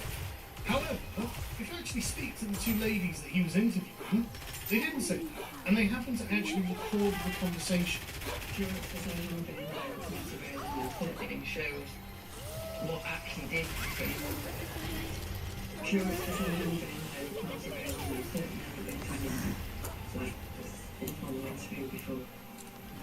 and so I'm just curious about like what branch they came in. I'll just not sure. Okay. I think that's okay. I don't think where I'm from is irrelevant to the investigation. I did ask Westerman. So he lied, and Panorama were like, yep, we'll take the lie, we will publish the lie, and we will broadcast it. They do this all the time. And on the right, you may be familiar with Tommy Robinson's Panodrama, where, and this was 6 years ago, where Tommy Robinson knew that Hope Not Hate were working with Panorama. Now, if you want to talk about intrinsic biases, I think working with Hope Not Hate means you're not an unbiased organisation. And John Sweeney, he's got loads of undercover footage of John Sweeney saying all sorts of things, and basically admitting that he's trying to essentially stitch up Tommy. So this isn't just an independent, or like, you know, a neutral, impartial BBC documentary of the situation for Tommy Robinson. This wasn't just to destroy the man's reputation through life. But he got caught. Tommy basically played all of this individual story while recording a conversation and then published it. John Sweeney lost his job. It's absolutely fucking disgraced. Because he was and should be. And so, but notice that they're not at all above just making things up. There are multiple examples of them making things up. And I personally have been the subject of this. You may remember Ariana in Conspiracy Land, episode 1, when I came to 3, where she lied repeatedly because of something happening in the past. as you can see, there's conspiracies, the lion, saga, Cat went down there. And she claimed that I campaigned her in 2019 for my MVP, which I did. And at some point, which is indefined in the future afterwards, I returned to Texas. And I have radicalized the entire town into my right-wing free speech views. And that was scary. And I was like, oh, really? I actually, time message this John, go back to top minutes. I was like, well, no, I didn't really say, because honestly, I don't remember doing it. And moreover, why is there no footage of me doing it? Do they think that if I went back to something else and radicalised like that, I wouldn't publicise this on my social media? I mean, I recorded everything that I did for a reason, and I would record it and publish it if that was the case. And if they stipulated a date, I could have probably accounted for my movements on that date as well. And of course, they didn't stipulate it, because that would have allowed me to pin them down on something, and it would have been shown to have been a lie. Instead, I made a complaint to the BBC, and they said, no, we think we have a good authority. You did go back to this. You did radicalise them. For some reason, you didn't take any photos or post them on Twitter, and no. And well, yes, I escalated this to Ofcom, and they sided with the BBC, saying, no, you definitely did go back to top. I said, no, I fucking didn't. You liars. You have made this up about me. And the thing is, I didn't even try to sue this, because honestly, this doesn't have my reputation. It makes me sound amazing, but it didn't happen. It wasn't true, and the problem is that the BBC keeps life, even in their verified section, where they're like, oh yeah, we're going to debunk this. No, you're going to make things up. That's what you do. You make things up, repeatedly, for political reasons. It only ever goes one way. And so, do people trust the BBC? What's trusting the BBC like over time? You can imagine how well it's going. It is, in fact, declining. It's in here somewhere. So, it depends on, of course, what your position. If you're some sort of centrist, 67%, so 2/3 of people. Well, that means a third of people who think of themselves as in the centre don't trust the BBC. And of course, if you're on the right, less than half trust the BBC. And there's the left. 67, it's the same percent. It's interesting, actually. The left. When an anime game says first anniversary But trusting update, the you BBC should has been expect a declining few. from time.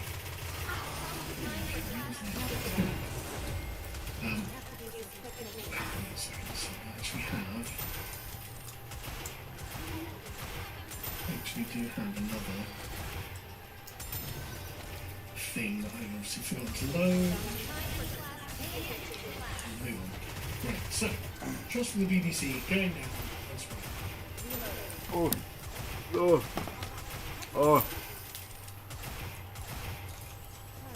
The boy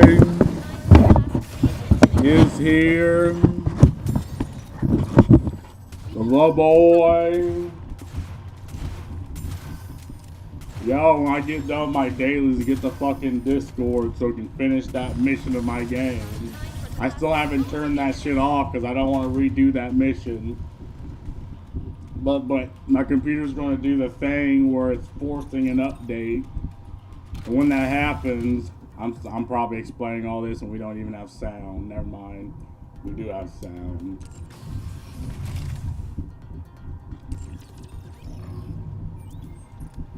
But I need to get done with my dailies. It's going good. Real good. The anime waifus are calling for me.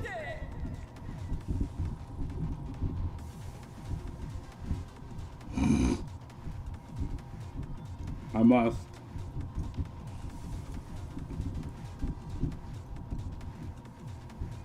But the game audio is too much.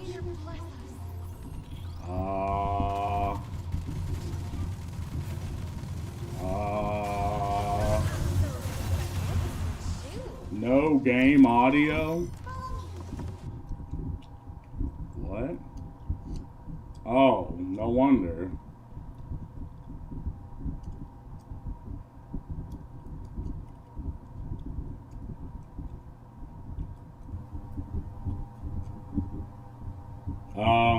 Wait, no, that's not right. Now you probably hear me twice.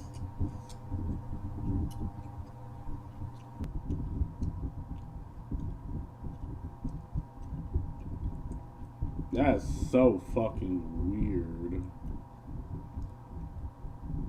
What about now?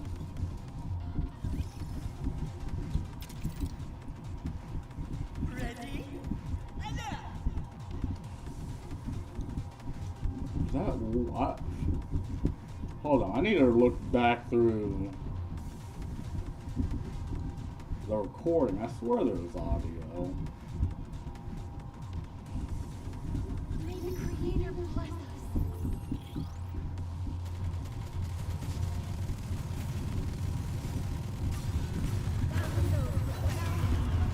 You're good now? Hold on, it's buffering. Shall we start with a glass of wine? Okay, you can't hear it, but it's a little loud. I have a fan on this shit.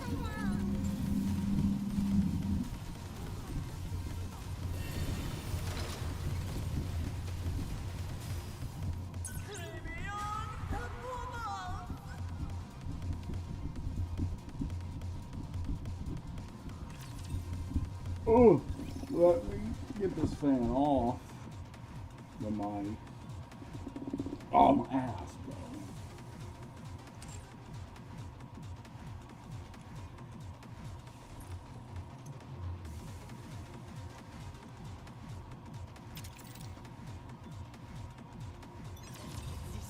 You hear nothing?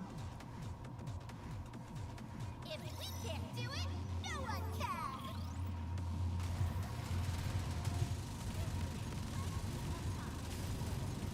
You hear nothing? Well, I have the audio up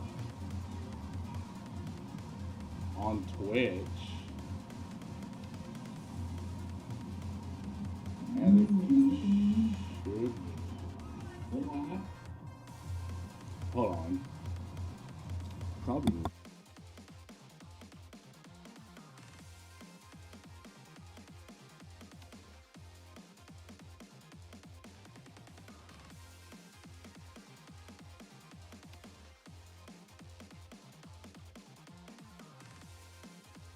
Oh no, it's that way because I don't have my earphones in. So you're kind of hearing it. There's a little bit of an echo, but I don't want to put my earphones in. Oh no, it's that way because I don't have my earphones in. If we can't do it, no one can.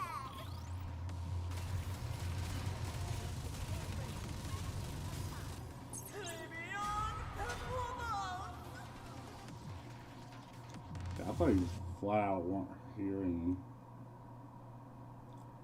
Probably like that because.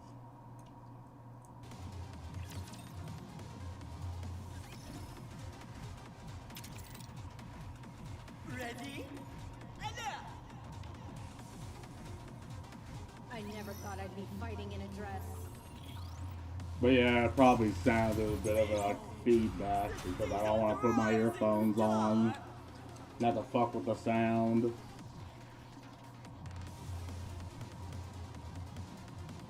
The boy.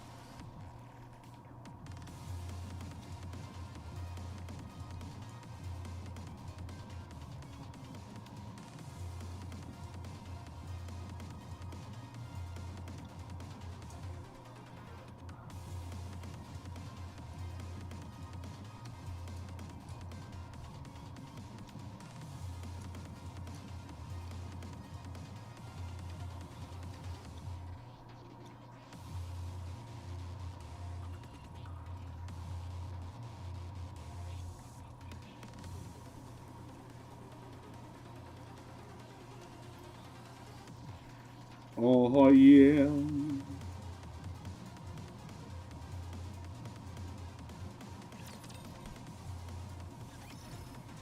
And I'll be in Discord soon. My wife is. My wife is. Calm down. Just calm down.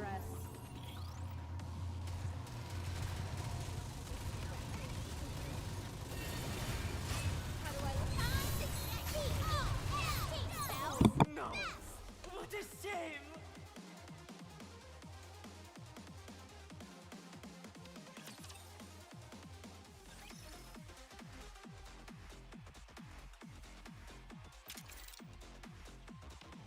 Now, let the games debut! Keep it up!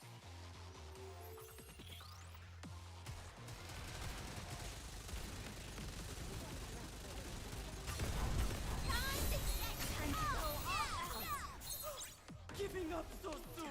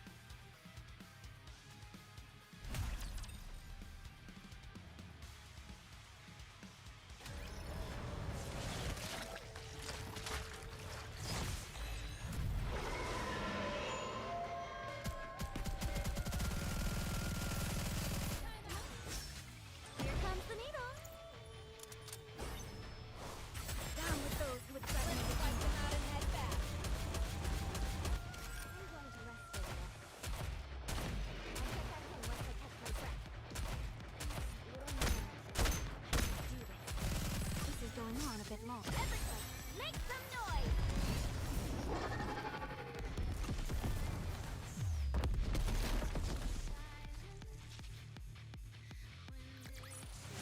All done. Next patient, please.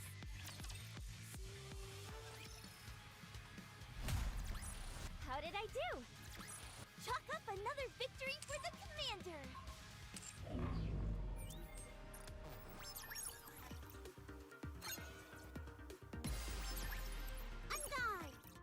Never mind. It's just a simulation after all.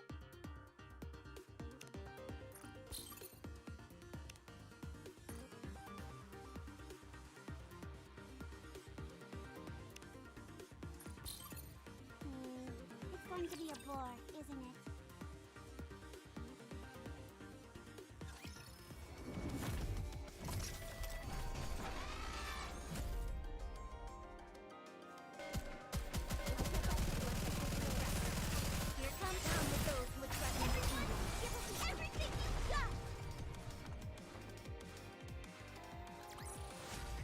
How did I do?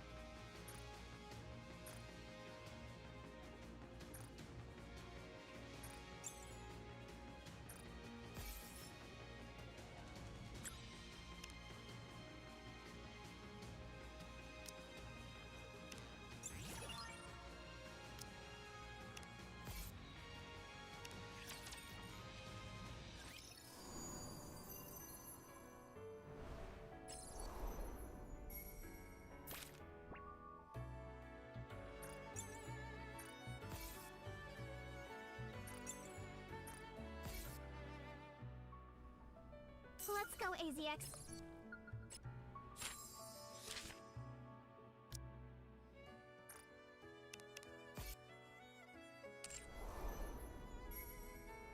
Let's go, AZX.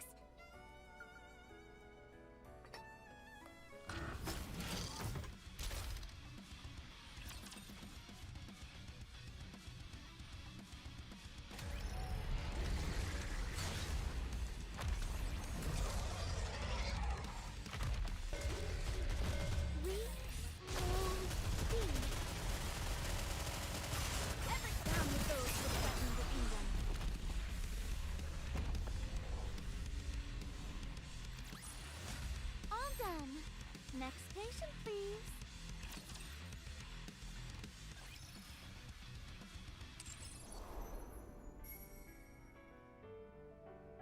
Let's go, AZX.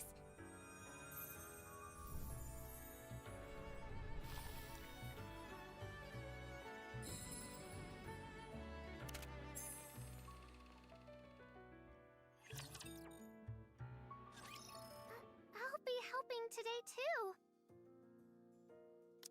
I'm not sure about finding animals specifically, but I am specialized in scouting and searching. So I may be of some help. Since I don't have anything else to do, why don't I pitch in as well? I shall go wherever the macabre melody leads me. It'd be boring just sitting on the train, Diesel. so Oh. I'll do some searching too. I'd like to help. Oh, god damn. Find what we're looking for today. Shut up, bitch. It's great to see how willing you all are to help. Fine. I'll help too.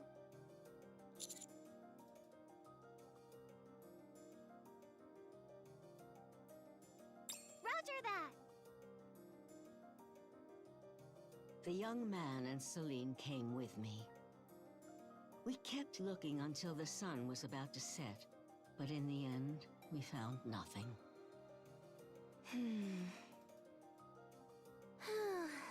Oh, I'm over this fucking idiot. Nora, Yo, I think we can safely dad. say they aren't anywhere around here.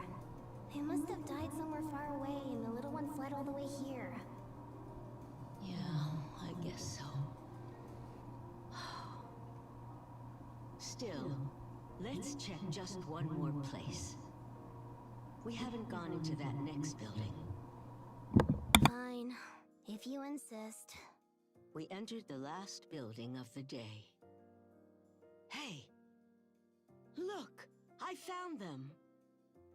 There are 2 deer carcasses. Must be its mother and father. Whew. I'm glad we found them.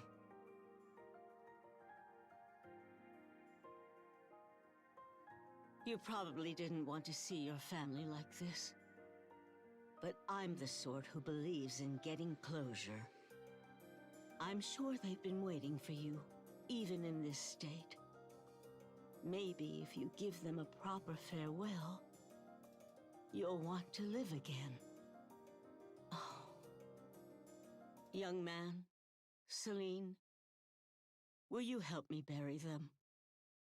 Are you serious? Of course I'm serious. Oh, you're not used to moving bodies, are you? It's not that. Commander? Okay. Yeah, alright.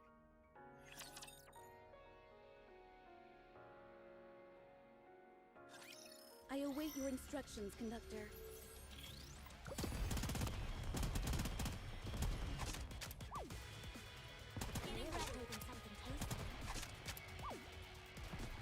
Just a moment, let me digest.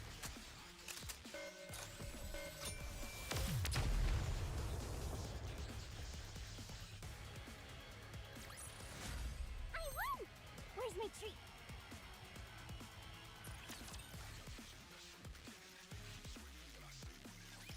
Should I start moving?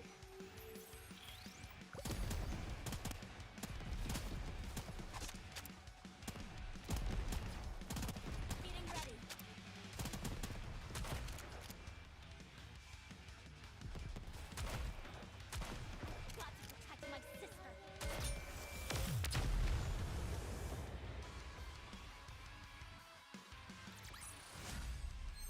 wonderful denouement.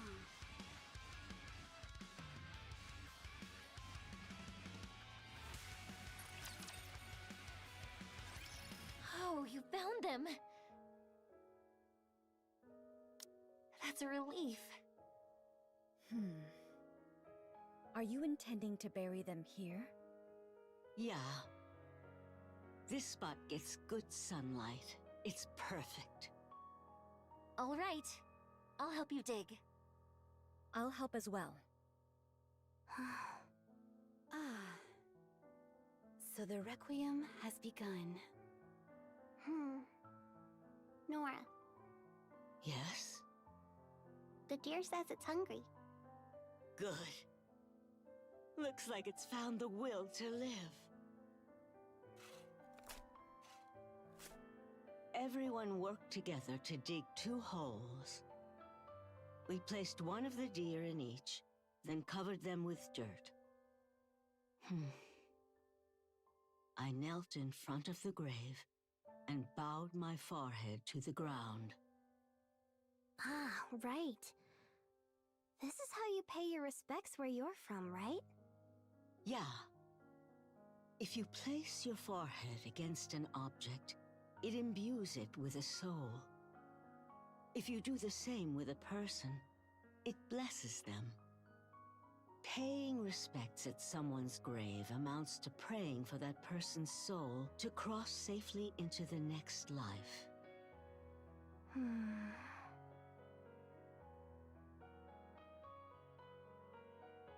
Am I doing it right? Yeah. You're doing great. Thank you, all of you, for helping. Do you think that, in doing this, the ones left behind find peace too? I can't speak for others. At the very least, it makes me feel at peace. We've treated it and given its family a proper burial. It also drank a whole bottle of milk earlier. It'll find a way to survive. Do you have any idea how? It's a ways off, but there's a herd of deer in the area. If it's got the will, it'll find its way to them. You heard them, little one.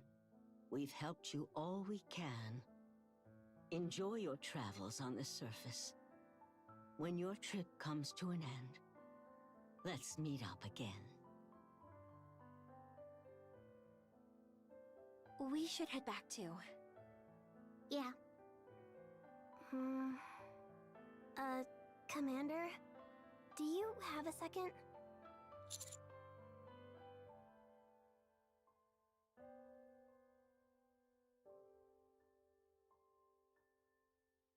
Yo, my audio, my default audio changed to another. My bad. Your audio was working fine. I was about to say, I mean, I know it's going to be a bit of a echo because, I mean, you're going to hear it in the background as well. Unless I plug in my earphones, and you don't really hear it. But for what I've seen, it shouldn't be too bad. Am I the only one who finds this whole situation a little weird? Shut up, bitch. Those deer carcasses. They weren't actual carcasses, were they? They looked like dolls to me.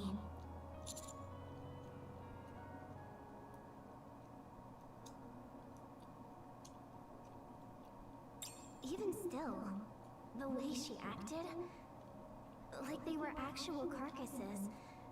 It was just No, there was no so... argument. Just mine was messed up. Sweet. You know what? Never mind. I'm just overthinking it. Little Let's head back. cousin audio.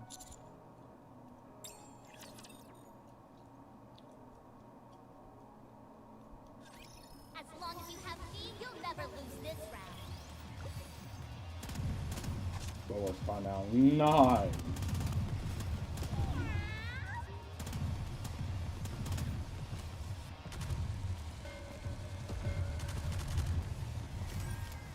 And sometimes when I unplug the mic, OBS will switch to the fucking mic on my camera for some stupid reason.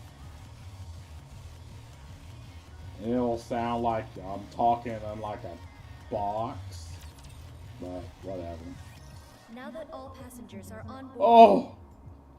Mommy! we will depart for the next station. Mommy, Milky. Our time at the first station Oh, was get off my peaceful. screen. And on the fourth day, we set out for our next destination. It was then, during that stretch of the journey, that I saw a rapture for the first time in ages. The scenery outside is changing. Fewer trees, less vegetation, and even fewer buildings. Are we heading somewhere remote? I'm not sure. Where do you want to go to the most? You traveled a lot back in the day, so there's gotta be somewhere you'd like to see again.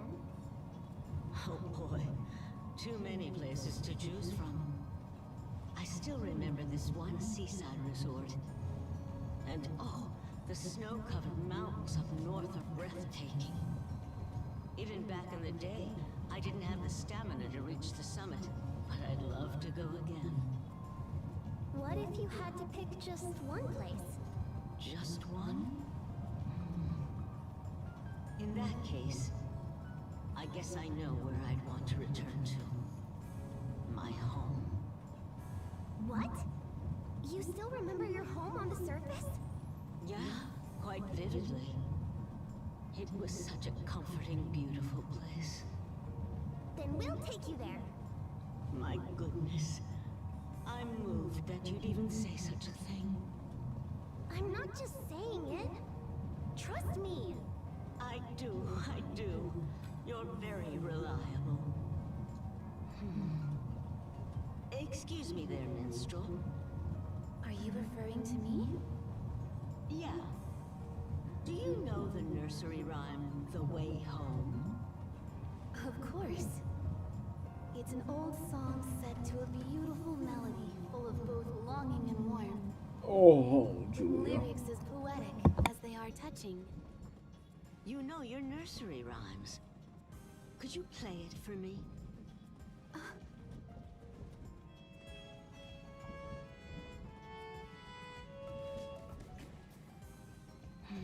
That's it.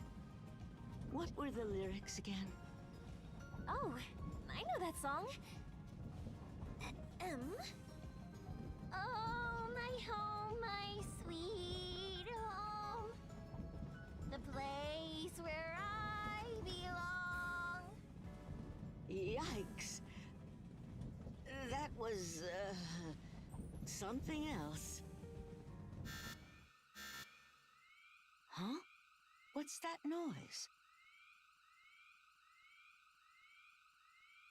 Raptors sighted ahead. There aren't many of them, but we'll encounter some turbulence. Approximately 20 seconds to impact. Diesel, Soline, you know what to do. Sure. Okay. Attention all passengers. A small group of Raptors has been detected ahead of the train. We'll be passing through using the automatic defense system, during which time we may experience severe turbulence. Please take your seats.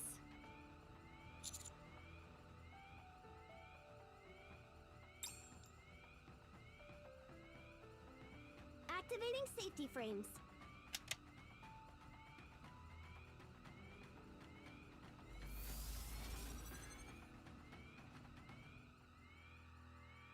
These are seat shields. They can withstand most impacts. As you can see, we came more than prepared. There's a button next to everyone's seat. If a battle breaks out, we ask all Nikes to deactivate their shields and join. 3 seconds to impact. 2, 1. Brace for collision.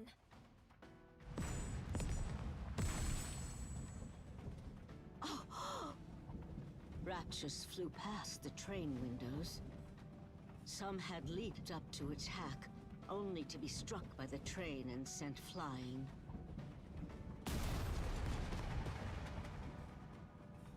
I'm not really afraid to die. No matter what happens, my dream has always been to die on the surface. That moment reminded me that the surface is a battlefield. At the same time, it made me realize just how sturdy the AZX is. Looks like no one's dying from raptures as long as we're in this train. Attention passengers. We have arrived at the next station. Please wait a moment until our surroundings are confirmed to be safe. Oh, my head. Wasn't that fun? Just like a roller coaster. I'm too old for roller coasters. Next time you want to ride a train and slam into raptors left and right, count me out. Someone's grumpy. In the following few days that it took to reach the next stop, we had several more encounters with raptors. Each time we came through without a scratch. And as time went on, I actually got used to it. You should play Nikkei Goddess to Victory, Ray. I understand the Nikke's being fine with it all. 10 out of 10 best game. You, young man, are human just like me. And yet you're not even flinching. Well, yeah. The commander would never be scared by something like this. I guess that's what makes you a soldier. If I was just a bit younger, I would have made a pass at you.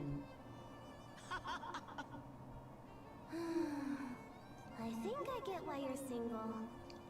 Sometimes it's about knowing what not to say. By the way, where are we? As you can see, we're in the desert. A place as stunning as it is dangerous. Be mindful of the temperature, as it can get very hot during the day and quite cold at night. I like the desert because you can see for miles out. I can still see the AZX all the way from here.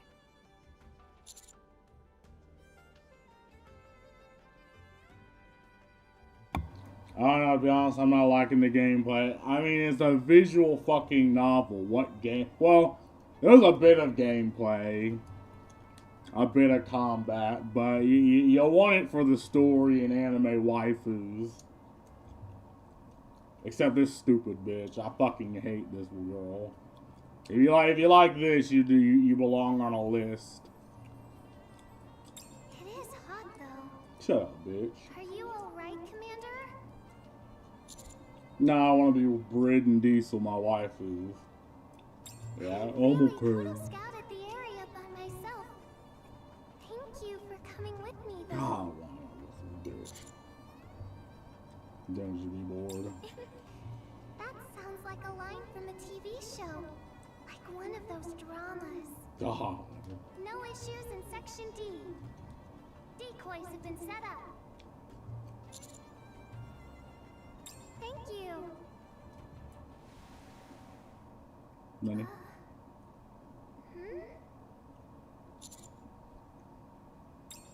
No, it's just... The sand is... Oh, it stopped. Oh, nothing. I must be imagining things. Anyway, we should head back.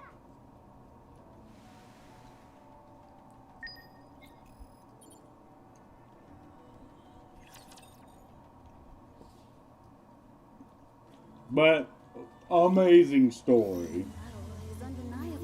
Yeah, see this right here, this is the gameplay. I have it on auto though, but you can effectively control like the abilities and where they shoot. But I mean, ass.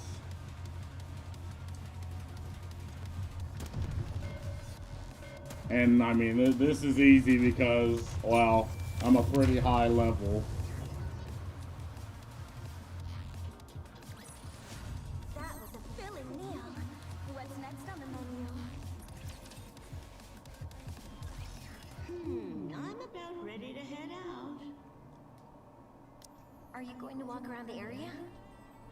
Yes, I am. Okay, I'll come with you. The desert's all sand in every direction, and it's easy to get lost. Diesel. Footprints get covered up fast, so it's better if we stick together. Oh, yes, yes. Me too. No! Sure. The more the merrier. I want to be Diesel. Go out there? It's so hot. Not the old hag and the fucking lolly. I don't get it. I hate this game. Be careful when Never coming mind. into Never buy contact this with rocks. game. It's trash. There could be venomous insects living underneath. Thanks for the advice.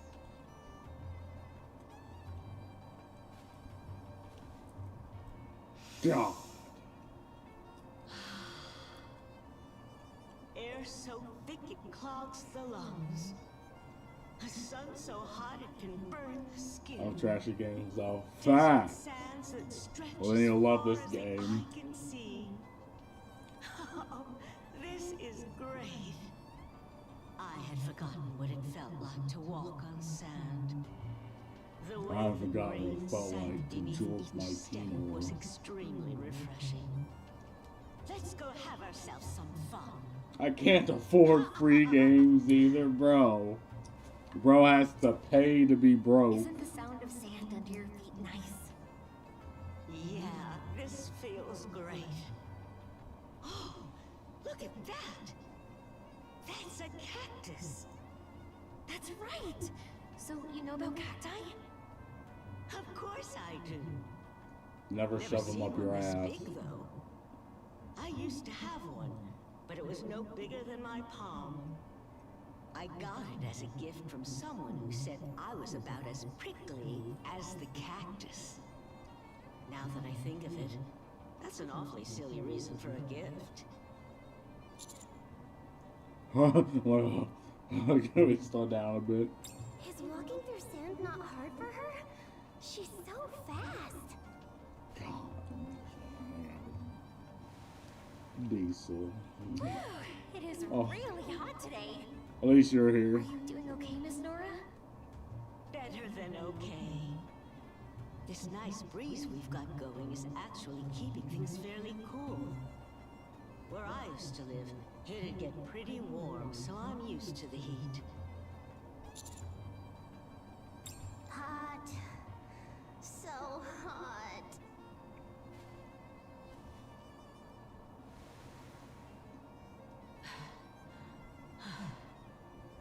Okay, I'm a little tired now. No matter how far we walk, it all looks the same. Here, have some water. Thanks. Spit in my mouth. You know what?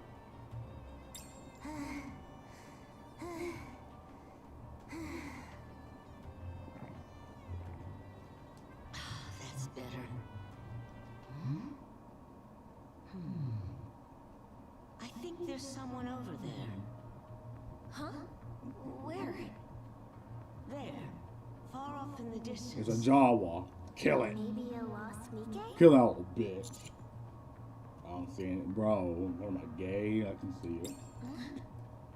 Oh, perhaps it's a mirage.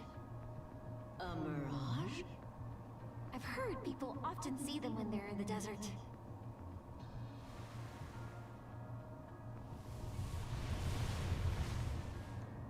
Ugh, that stings! Is it just me or is the wind getting stronger? I think we should start heading back. And leave that person behind? Nora, there's no one out there. It's just a mirage. But what if it really is a person? And what if they've been waiting there all this time? Standing Even there, though they know bitch. no one's coming. Still they wait, like a fool. See, now we're about to die. This old hag. The wind's really picking up speed. What is that?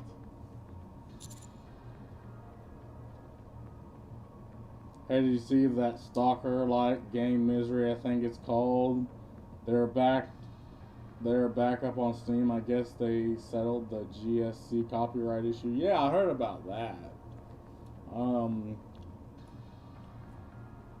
Misery.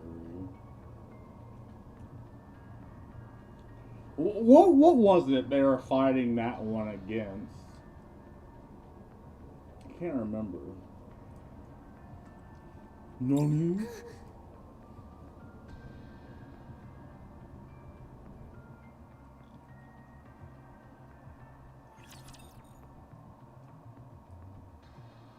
Was it with Rocksteady? Rockstar?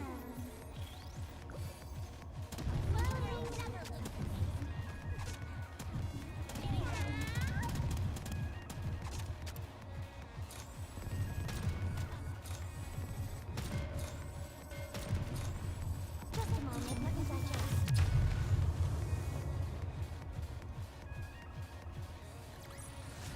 All done. Next patient, please. That's... Diesel, protect me. Everyone, Wow. we have to run. Oh god. It's a sandstorm. Let me run right behind you. Like we're literally right behind you. Nora, where are This you going? stupid hag.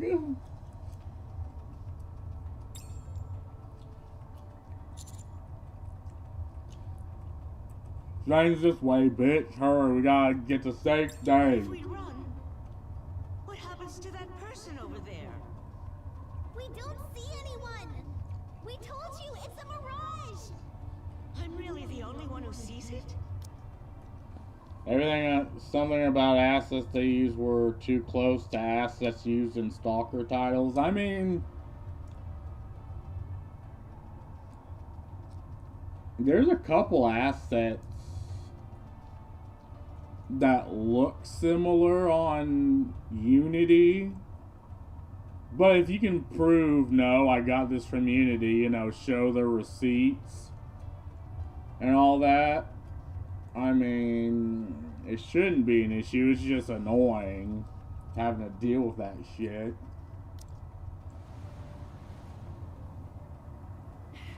The sandstorm's closing in. We need to go. I don't know if they use Unity, but I'm assuming it's like an indie game. There are also some assets that you can have made by a 3D modeler and might look similar, but I mean, again, oh, you think it's the sounds like music or something?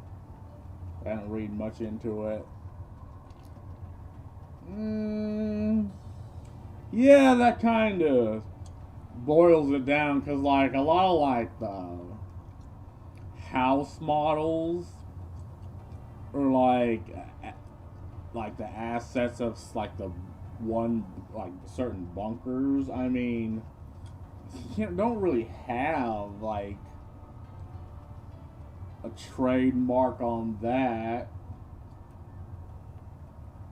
because it's like, okay, trademarking a fucking building, that doesn't make any sense. I got post-apocalyptic, but if it's like music and sounds, or I don't know, maybe they had it done by the same composer, which surprisingly can happen. You can have like certain music and sound effects be done by the same composer, and they don't know. Oh, I got pissed so bad. My fucking balls are filling up.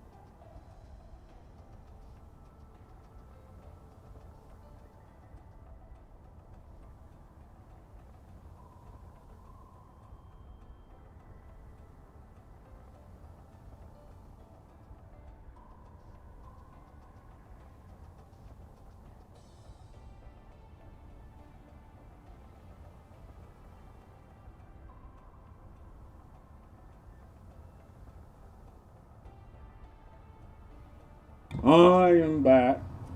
I am back. Yeah, that was dumb all. It was. Oh shit. Turn that down. It was all dumb though. Yeah, and this is the thing with hiring like third party, law firms to uphold your trademark for you. Sometimes they'll be reactive about it, and next thing you know, they're going after things that just look adjacent, but not actually like the same. But I don't know. Like, I know YouTube had that big problem. Like, there's like YouTubers that hire third-party law firms that go after instances of their videos being played on other people's channels, even if it's like a couple seconds. Like, and for YouTube, that's, if it's transformative, it's allowed, but the firms will still try to go after the YouTuber. This happened to Moist Critical a couple times.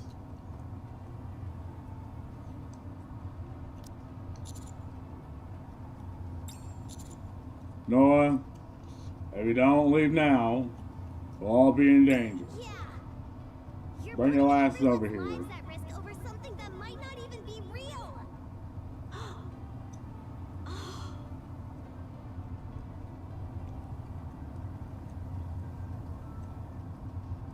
Nora! Commander! Layla! No! Save I me! knew perfectly well it was an illusion, but I couldn't allow myself to ignore it. The silhouette I saw standing there, it looked far too much like someone I once knew. Going on another trip? Yeah, Where to? you wouldn't know the place even if I told you. Still, I'm curious. It's a small country in the southern hemisphere. There's supposed to be a beautiful waterfall there. How long will it take this time? Just getting God, there you takes don't 19 see now. hours. So, I'm planning to stay for a while. Maybe a month or so? I see. What is it? I've been wanting to spend more time with you, so I'm a little bummed. Then why not come with me? You know my parents would never allow that. Anyway, have a good trip. I'll be waiting for you. Lucian. I was enveloped by the young commander, Celine, and the other young lady. I think that's about when I passed out, trapped in that suffocating storm.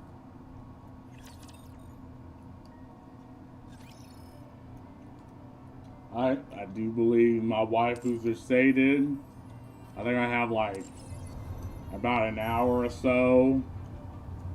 Before I gotta head to D&D. Let's finish that fucking mission, shall we? On Urban Chaos.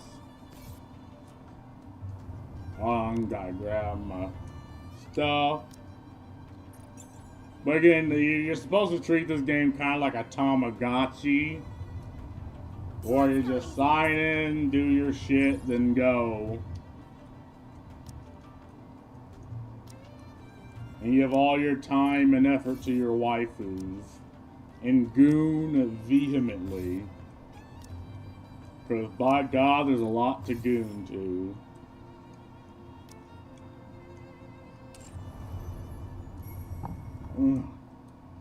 I'll be in voice chat. God damn it. God damn it, game. What the fuck? What the fuck? Let's go, AZX. What the hell's going on with... Okay, that was kind of weird. Let's go, AZX.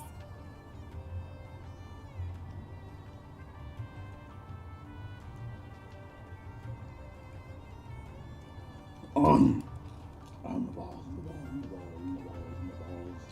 my balls, my balls, my balls, my balls.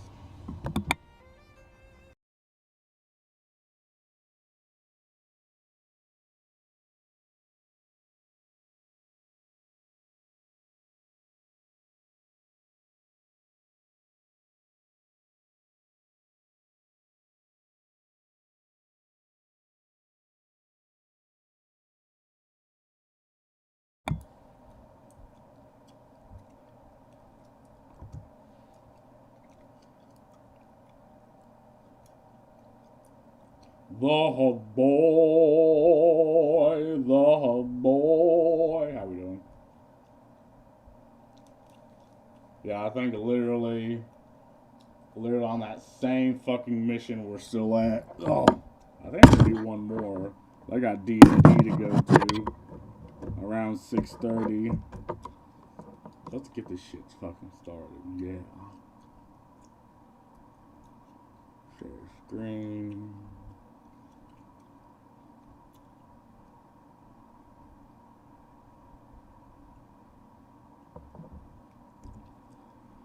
Let's take this screen on.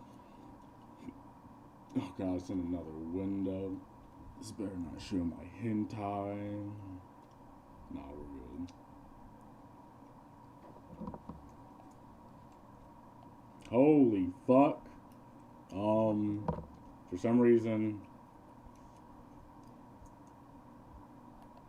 I can't get, hold on, this is probably a remote thing, but it keeps flicking me to the ground. I can't hear anything.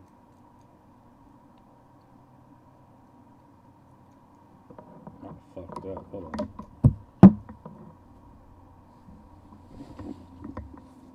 Oh!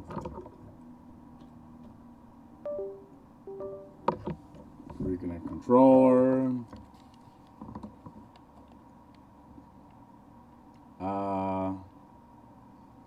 mean, I can do this shit, but why can't I still hear anything?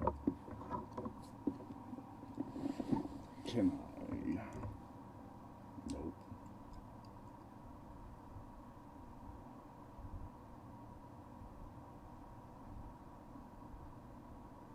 God, don't make me have to redo this fucking mission. Just because it's fucking up now. Hold on. Is that a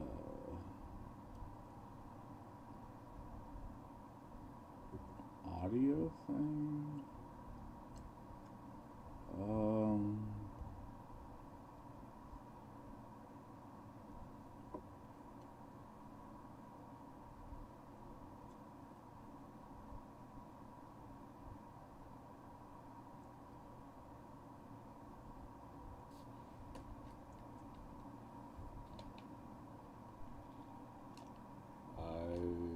Still can't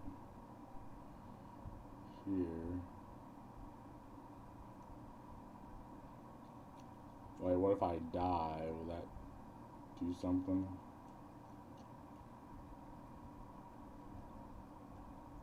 Alright. Kill me.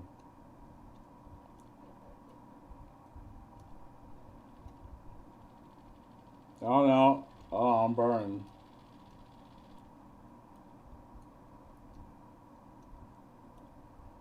My ass! What is that? A Discord thing? Which is why I can't hear?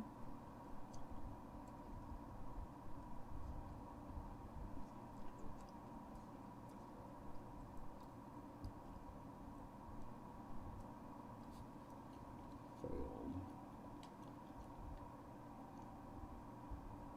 God, don't make me fucking redo this.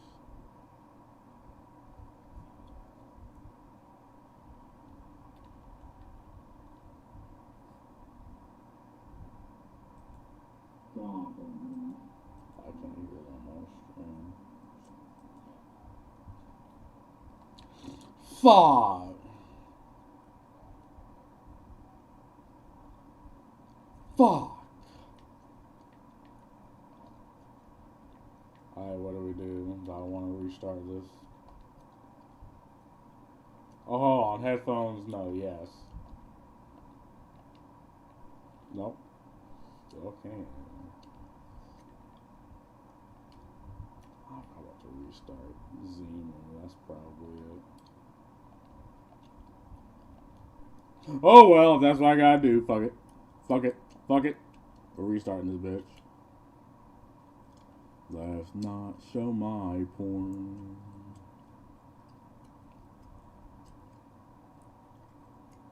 My corn on the cob.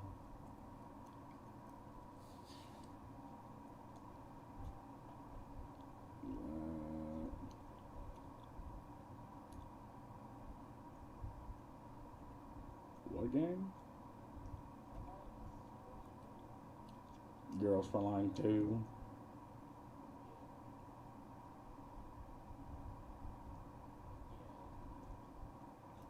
Cringe. Is it streaming it? Cringe. It hasn't streamed at all.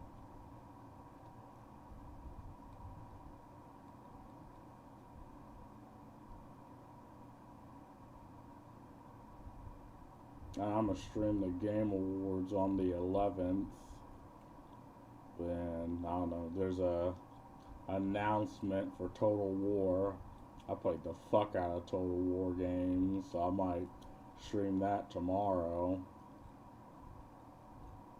Just watch their announcements.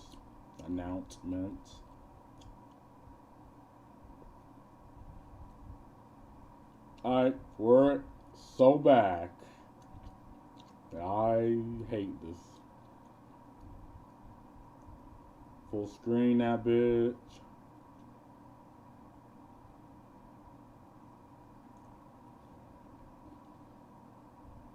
Hold on, did I take this off?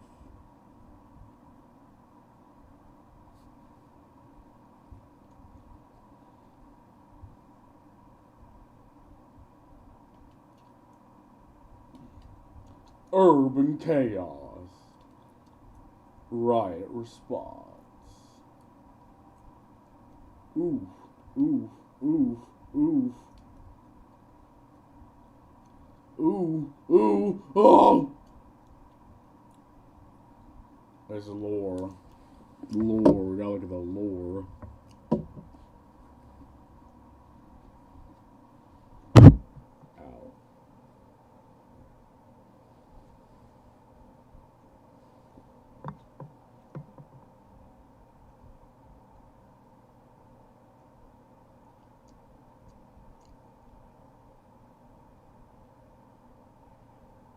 Yeah, are you?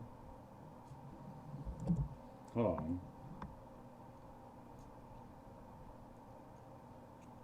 It's probably... Hold on.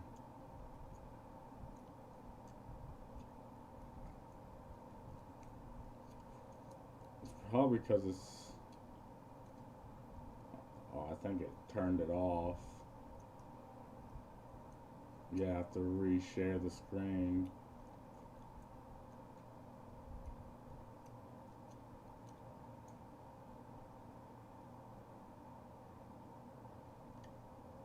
Wait, you can't hear it on the stream?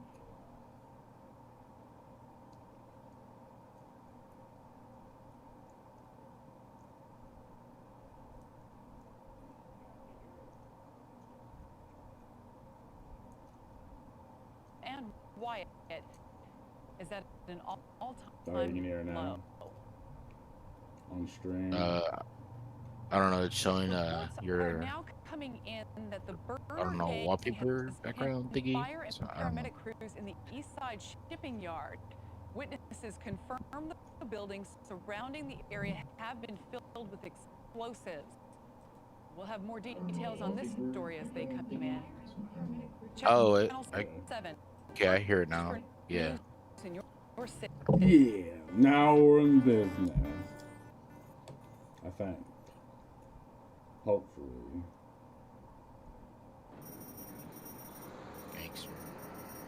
Gangster, gangster. Read all about it. Yeah. Use the axe.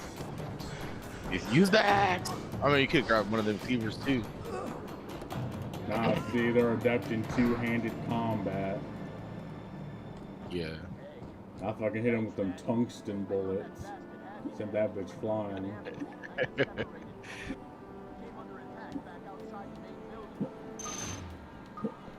Now, I'm not mistaken, yep. I'm gonna pull some stupid shit. Shot that shit out of the air. Yeah. Fuck yeah. Out of my way, bitch. Well. God, it's not in it. How do I switch firing mode? Is that button? There you go. Okay. Well, I'm out of ammo.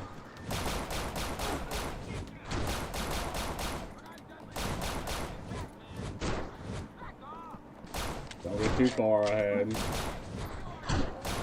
Yep. They're gonna try to flank me. Fuck the police.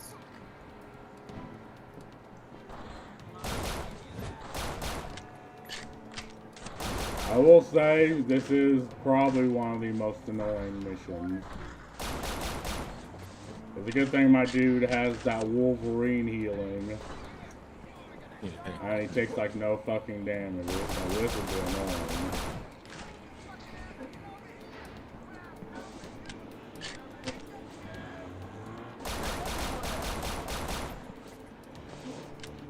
And this doesn't help they all got shotguns.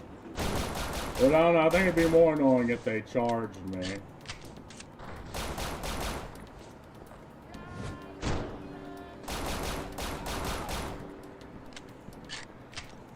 Also remember you don't really get health until further in. Yeah. Which is the most annoying thing known to man. I like to do that, but then assholes are gonna pop out of nowhere. Oh, that was that quick lock. That was my phone.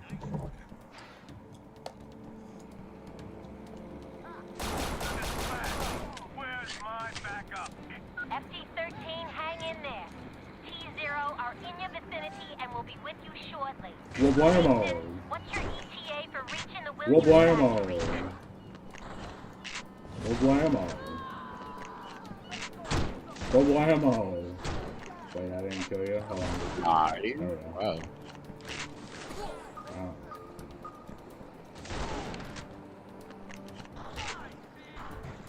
Alright, where'd that come from here? Got him.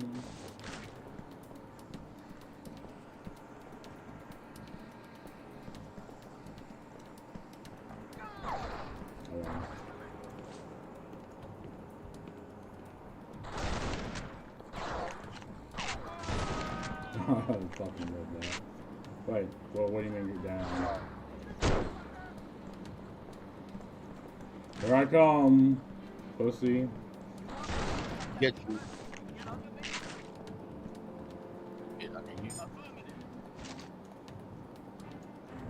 Alright, I'm locked in. Thank you. I don't think it was this way. Oh, that was that guy that literally just walked up that way and I fucked him up. Oh, yeah. Get you and Fireman Johnson into the building. Yes, I need.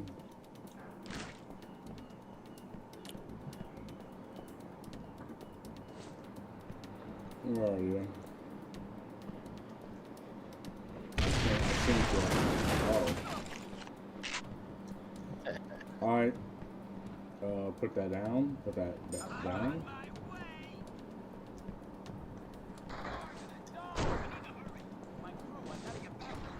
Fine, but also they'll do that shit and try to flank you. Hold on. Oh my god, what? You shot me? I'm calling bullshit. Well, to be fair, I did just shoot you from all the way over here, so. Nah, it's bullshit if you do it. A game mechanic if I do it.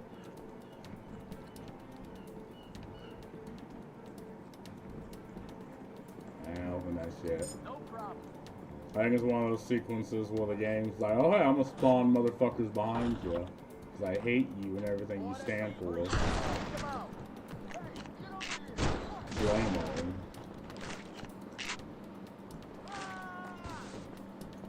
You did that. Out.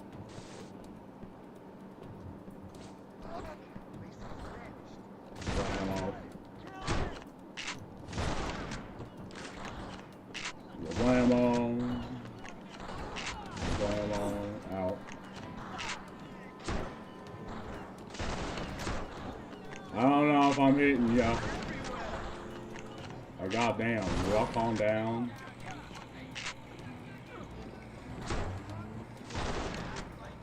Idiot. Come on. Come on.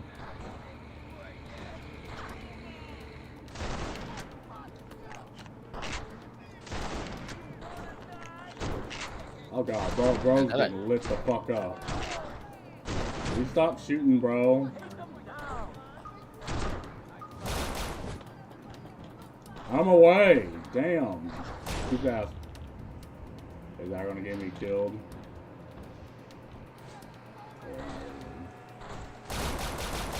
Fucking quick draw that bitch. Fucking rapid fire. Got that fully auto. How do I put this down? Flash fight.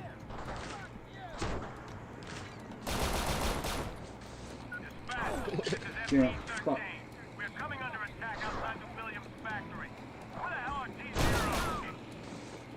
Okay, back in here.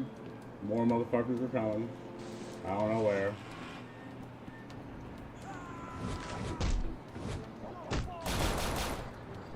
Bitch. Please, where's the health, bitch? Please, I'm begging ya. Not there yet. Nah. Bye.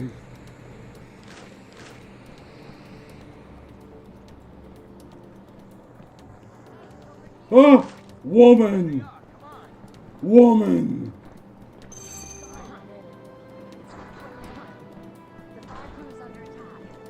Give me the hell. I thought one of them was about to blast me in the back. I'm talking to you, dumb heifer. Do you need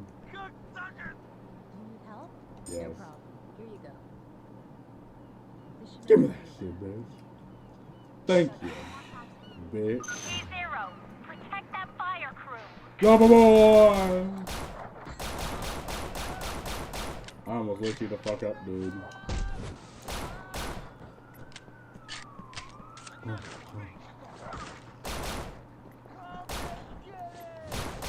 Oh. I got the moves, bitch.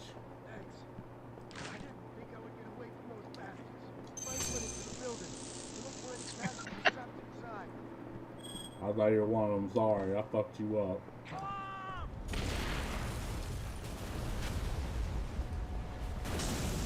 You good? You good?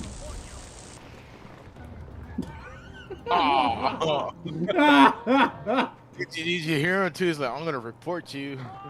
You good? Just wanted to shock him once. There we go. I don't think anything literally happens if you do that.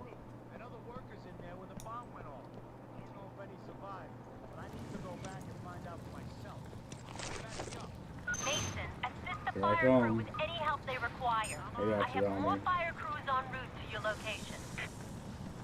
Alright, remember the way out. Remember the way out.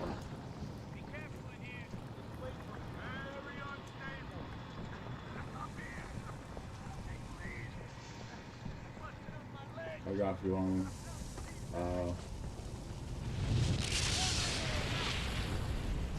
knew it. Wow, you gotta acknowledge the dedication. The fact that I'm missing every single fucking bash.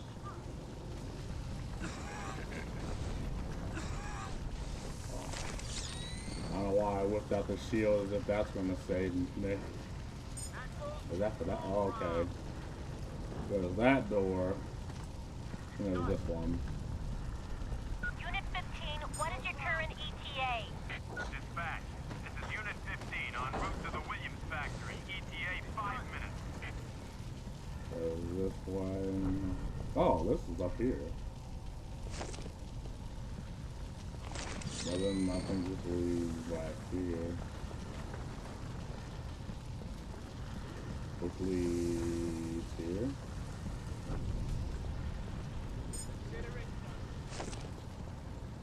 Get that shit out, homie. Where the fuck did you go? Alright, bro, literally went the long way, went literally all the way around just to do that. I appreciate that, man. Good AI. Good AI. So that leads back in here. Shut up, man. It ain't that bad. Were there enemies up here? There was a mask up there. Yeah, but I know there was enemies up there too. I wonder if was there? Yeah, I think it was the second time they came through here.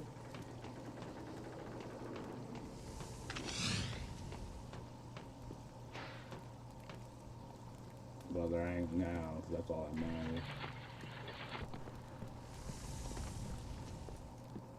Well, the first guy. Just gonna smack that bitch.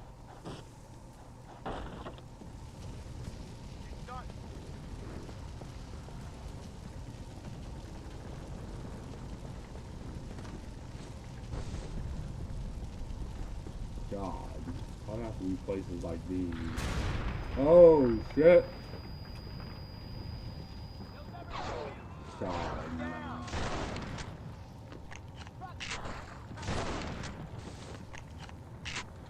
I'm getting real good at massacring y'all. I still swear there was a jump button. Ooh. That almost took me the fuck out. You good, bro? I got you, bro. He got you.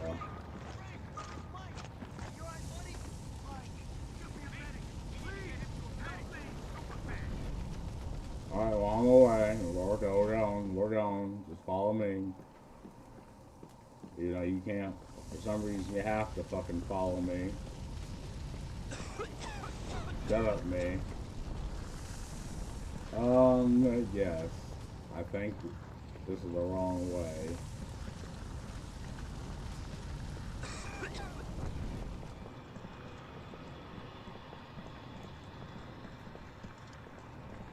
I think this is the right way. Yeah, boy! Yeah, boy. You need help? I guess there's two nope. more. Yeah, I'd say this is the least fun point of the game is finding the fucking idiots, but hey, video game is video game.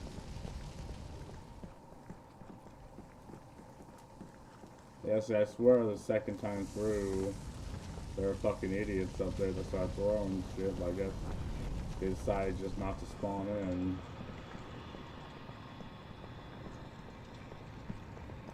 So this area, which I massacred them and found. Wait, is he? Where did he go? That's what I was about to say.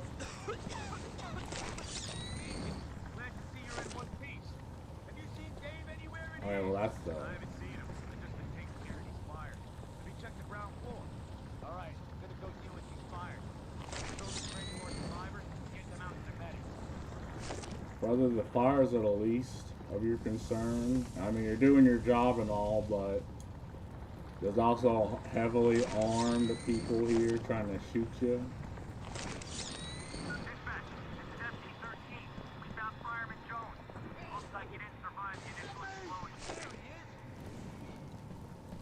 My boy! Wait.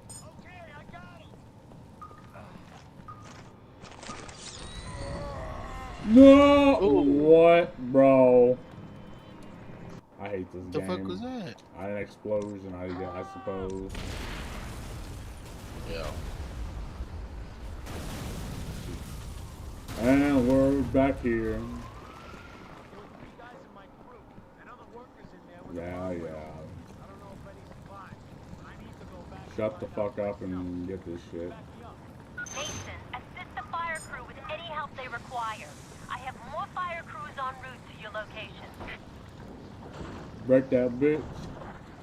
God. Fucking blasting through that. I don't know why I don't just use the axes as weapons. Fucking obliterate them. So for a second there, I thought he was gonna start swinging at the fire. At least that's what it looked like. I guess it was him putting his axe away. Just one of those. That one's one of the best ones. And I forgot there's this asshole.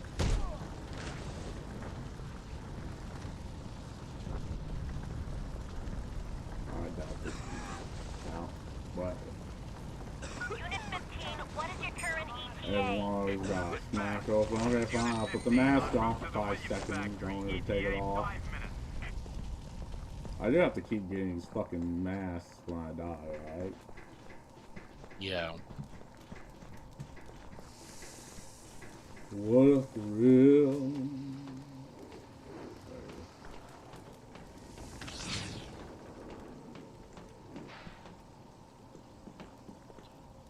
Are you thinking I'm gonna jump off and fucking take fall damage?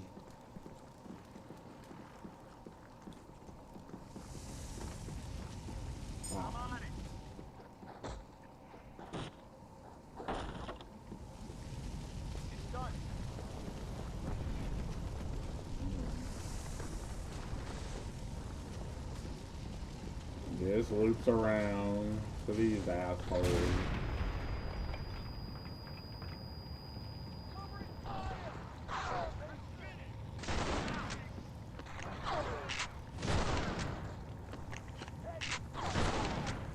Bitch.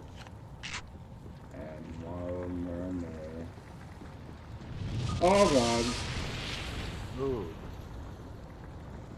That almost ended my life. That almost ended my life.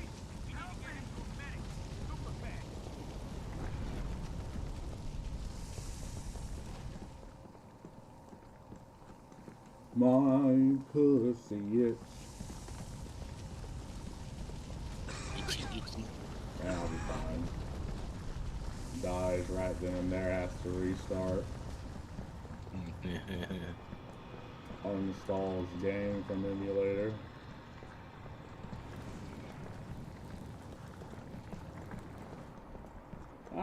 Nobody give me some help there. Yeah.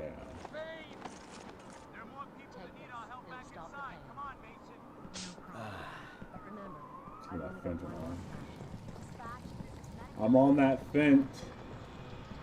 I can do anything. Fentanyl. Be advised. Ambulances I'll will be do arriving at your location anything. shortly along with police backup. Even goes a long way around.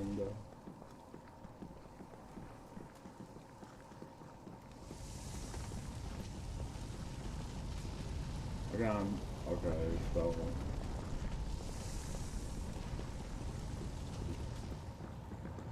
who's there? That guy literally comes out of nowhere. Glad to see you're in one piece. Have you seen Dave anywhere in here? I haven't seen him. I've just been taking care of these fires.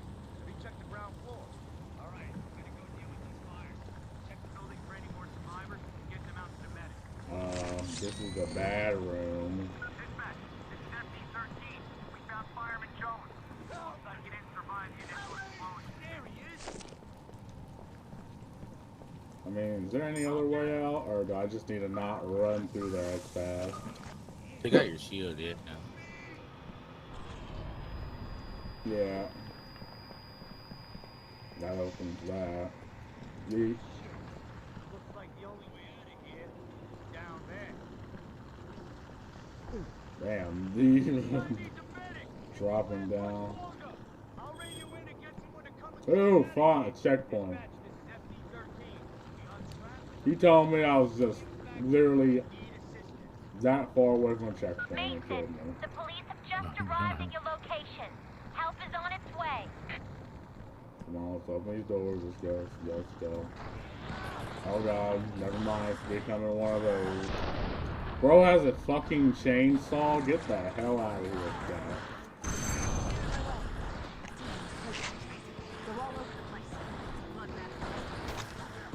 A fucking chainsaw?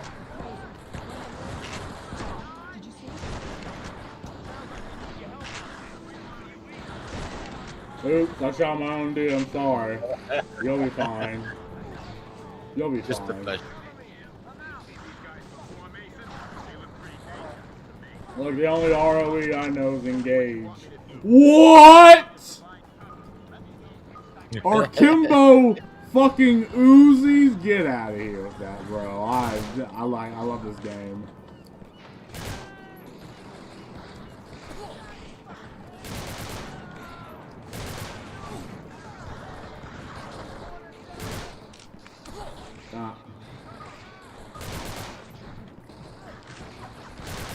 Don't worry, I got y'all.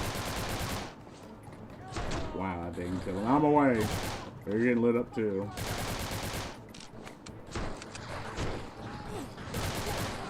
God, I'm getting lit up.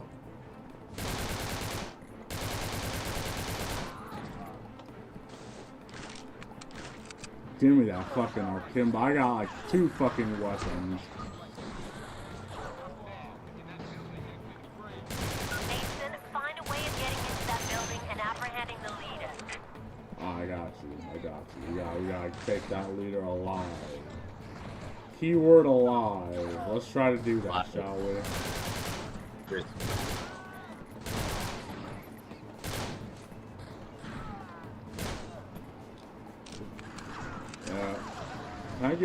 I can't get back to the woman to get health. Hold on. Probably will let me.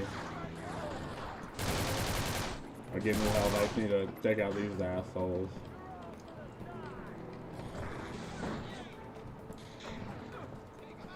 Secure area. Okay, that's more like a chill the fuck out button.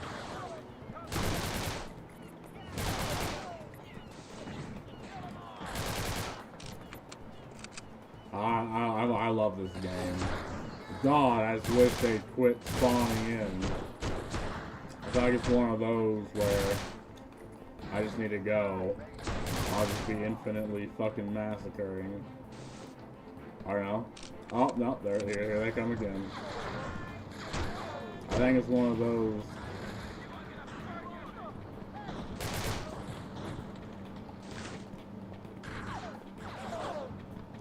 But see, it's inconvenient that they keep fucking spawning, because they're eventually going to get behind me and light me up. I need help. Like, how the fuck am I supposed to open this without putting my shield down?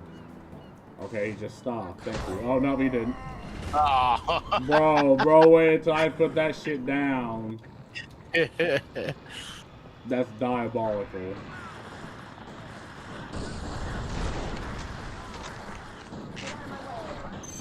What, you're telling me you were here the whole fucking time? I could have just came in here? I didn't even see her running. I did not. There. I didn't see that bitch running there either. I hate this game, bro. Now, why does it keep switching my firing mode back?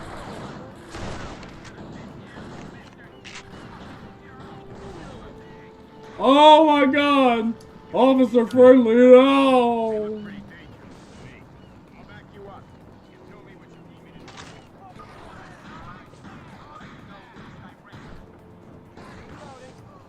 Okay, some tells me we have to get moving, or they just keep fucking spawning in on us.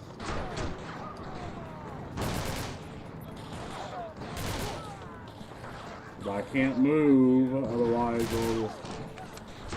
Wait, I have to go down there.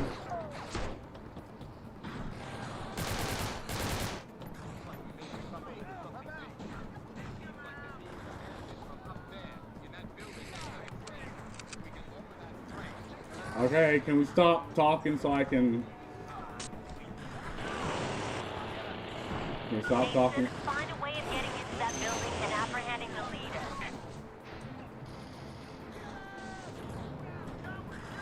Oh. Crane. So, Yeah, we gotta go down. Yeah. Well, let's grab some health, shall we?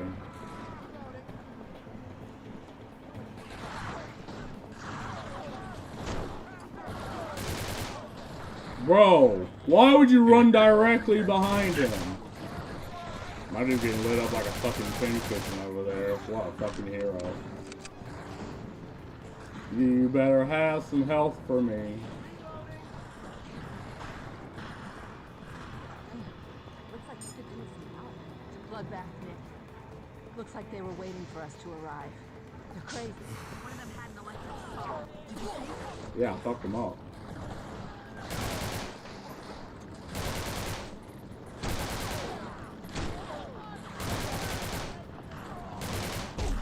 Damn, that was like swung on me. Officer Friendly, no! They killed him. Oh, gotta go down here. As much as I'd like to endlessly massacre all of y'all, it's not exactly the thing to do.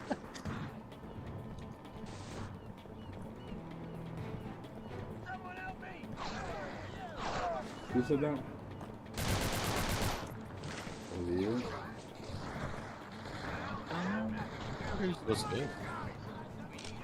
What the fuck is he? Oh, okay. What the fuck?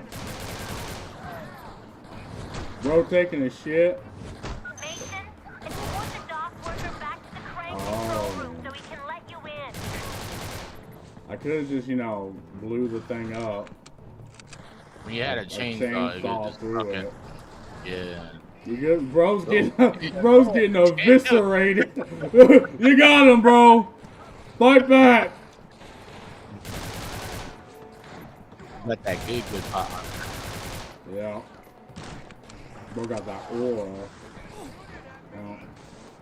Yeah, I know they're shooting at you, bro. Chill. As long as shooting at him, he got that infinite health. Oh, what do you want me to do? You got him, Officer Friendly. Hold him off. Mason, remember, we need the leader brought in alive. Damn. I got him. I'm coming.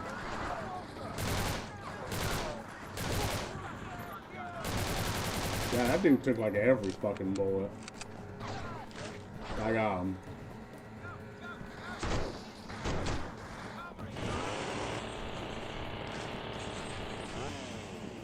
I'm supposed to bring you back on. What's happening? Dark in there.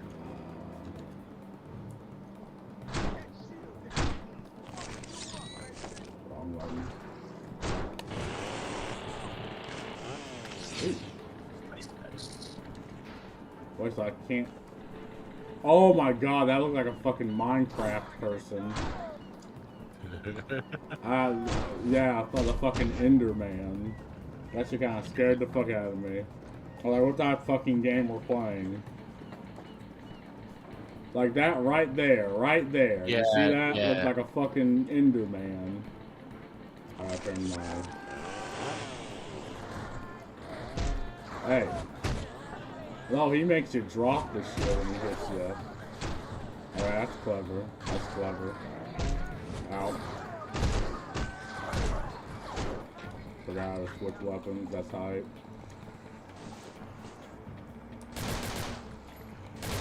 Quit running the fuck around.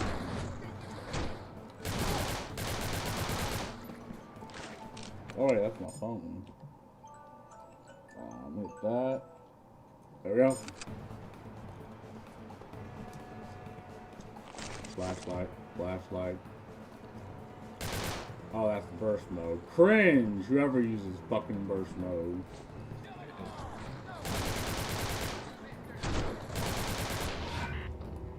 Oh, shit.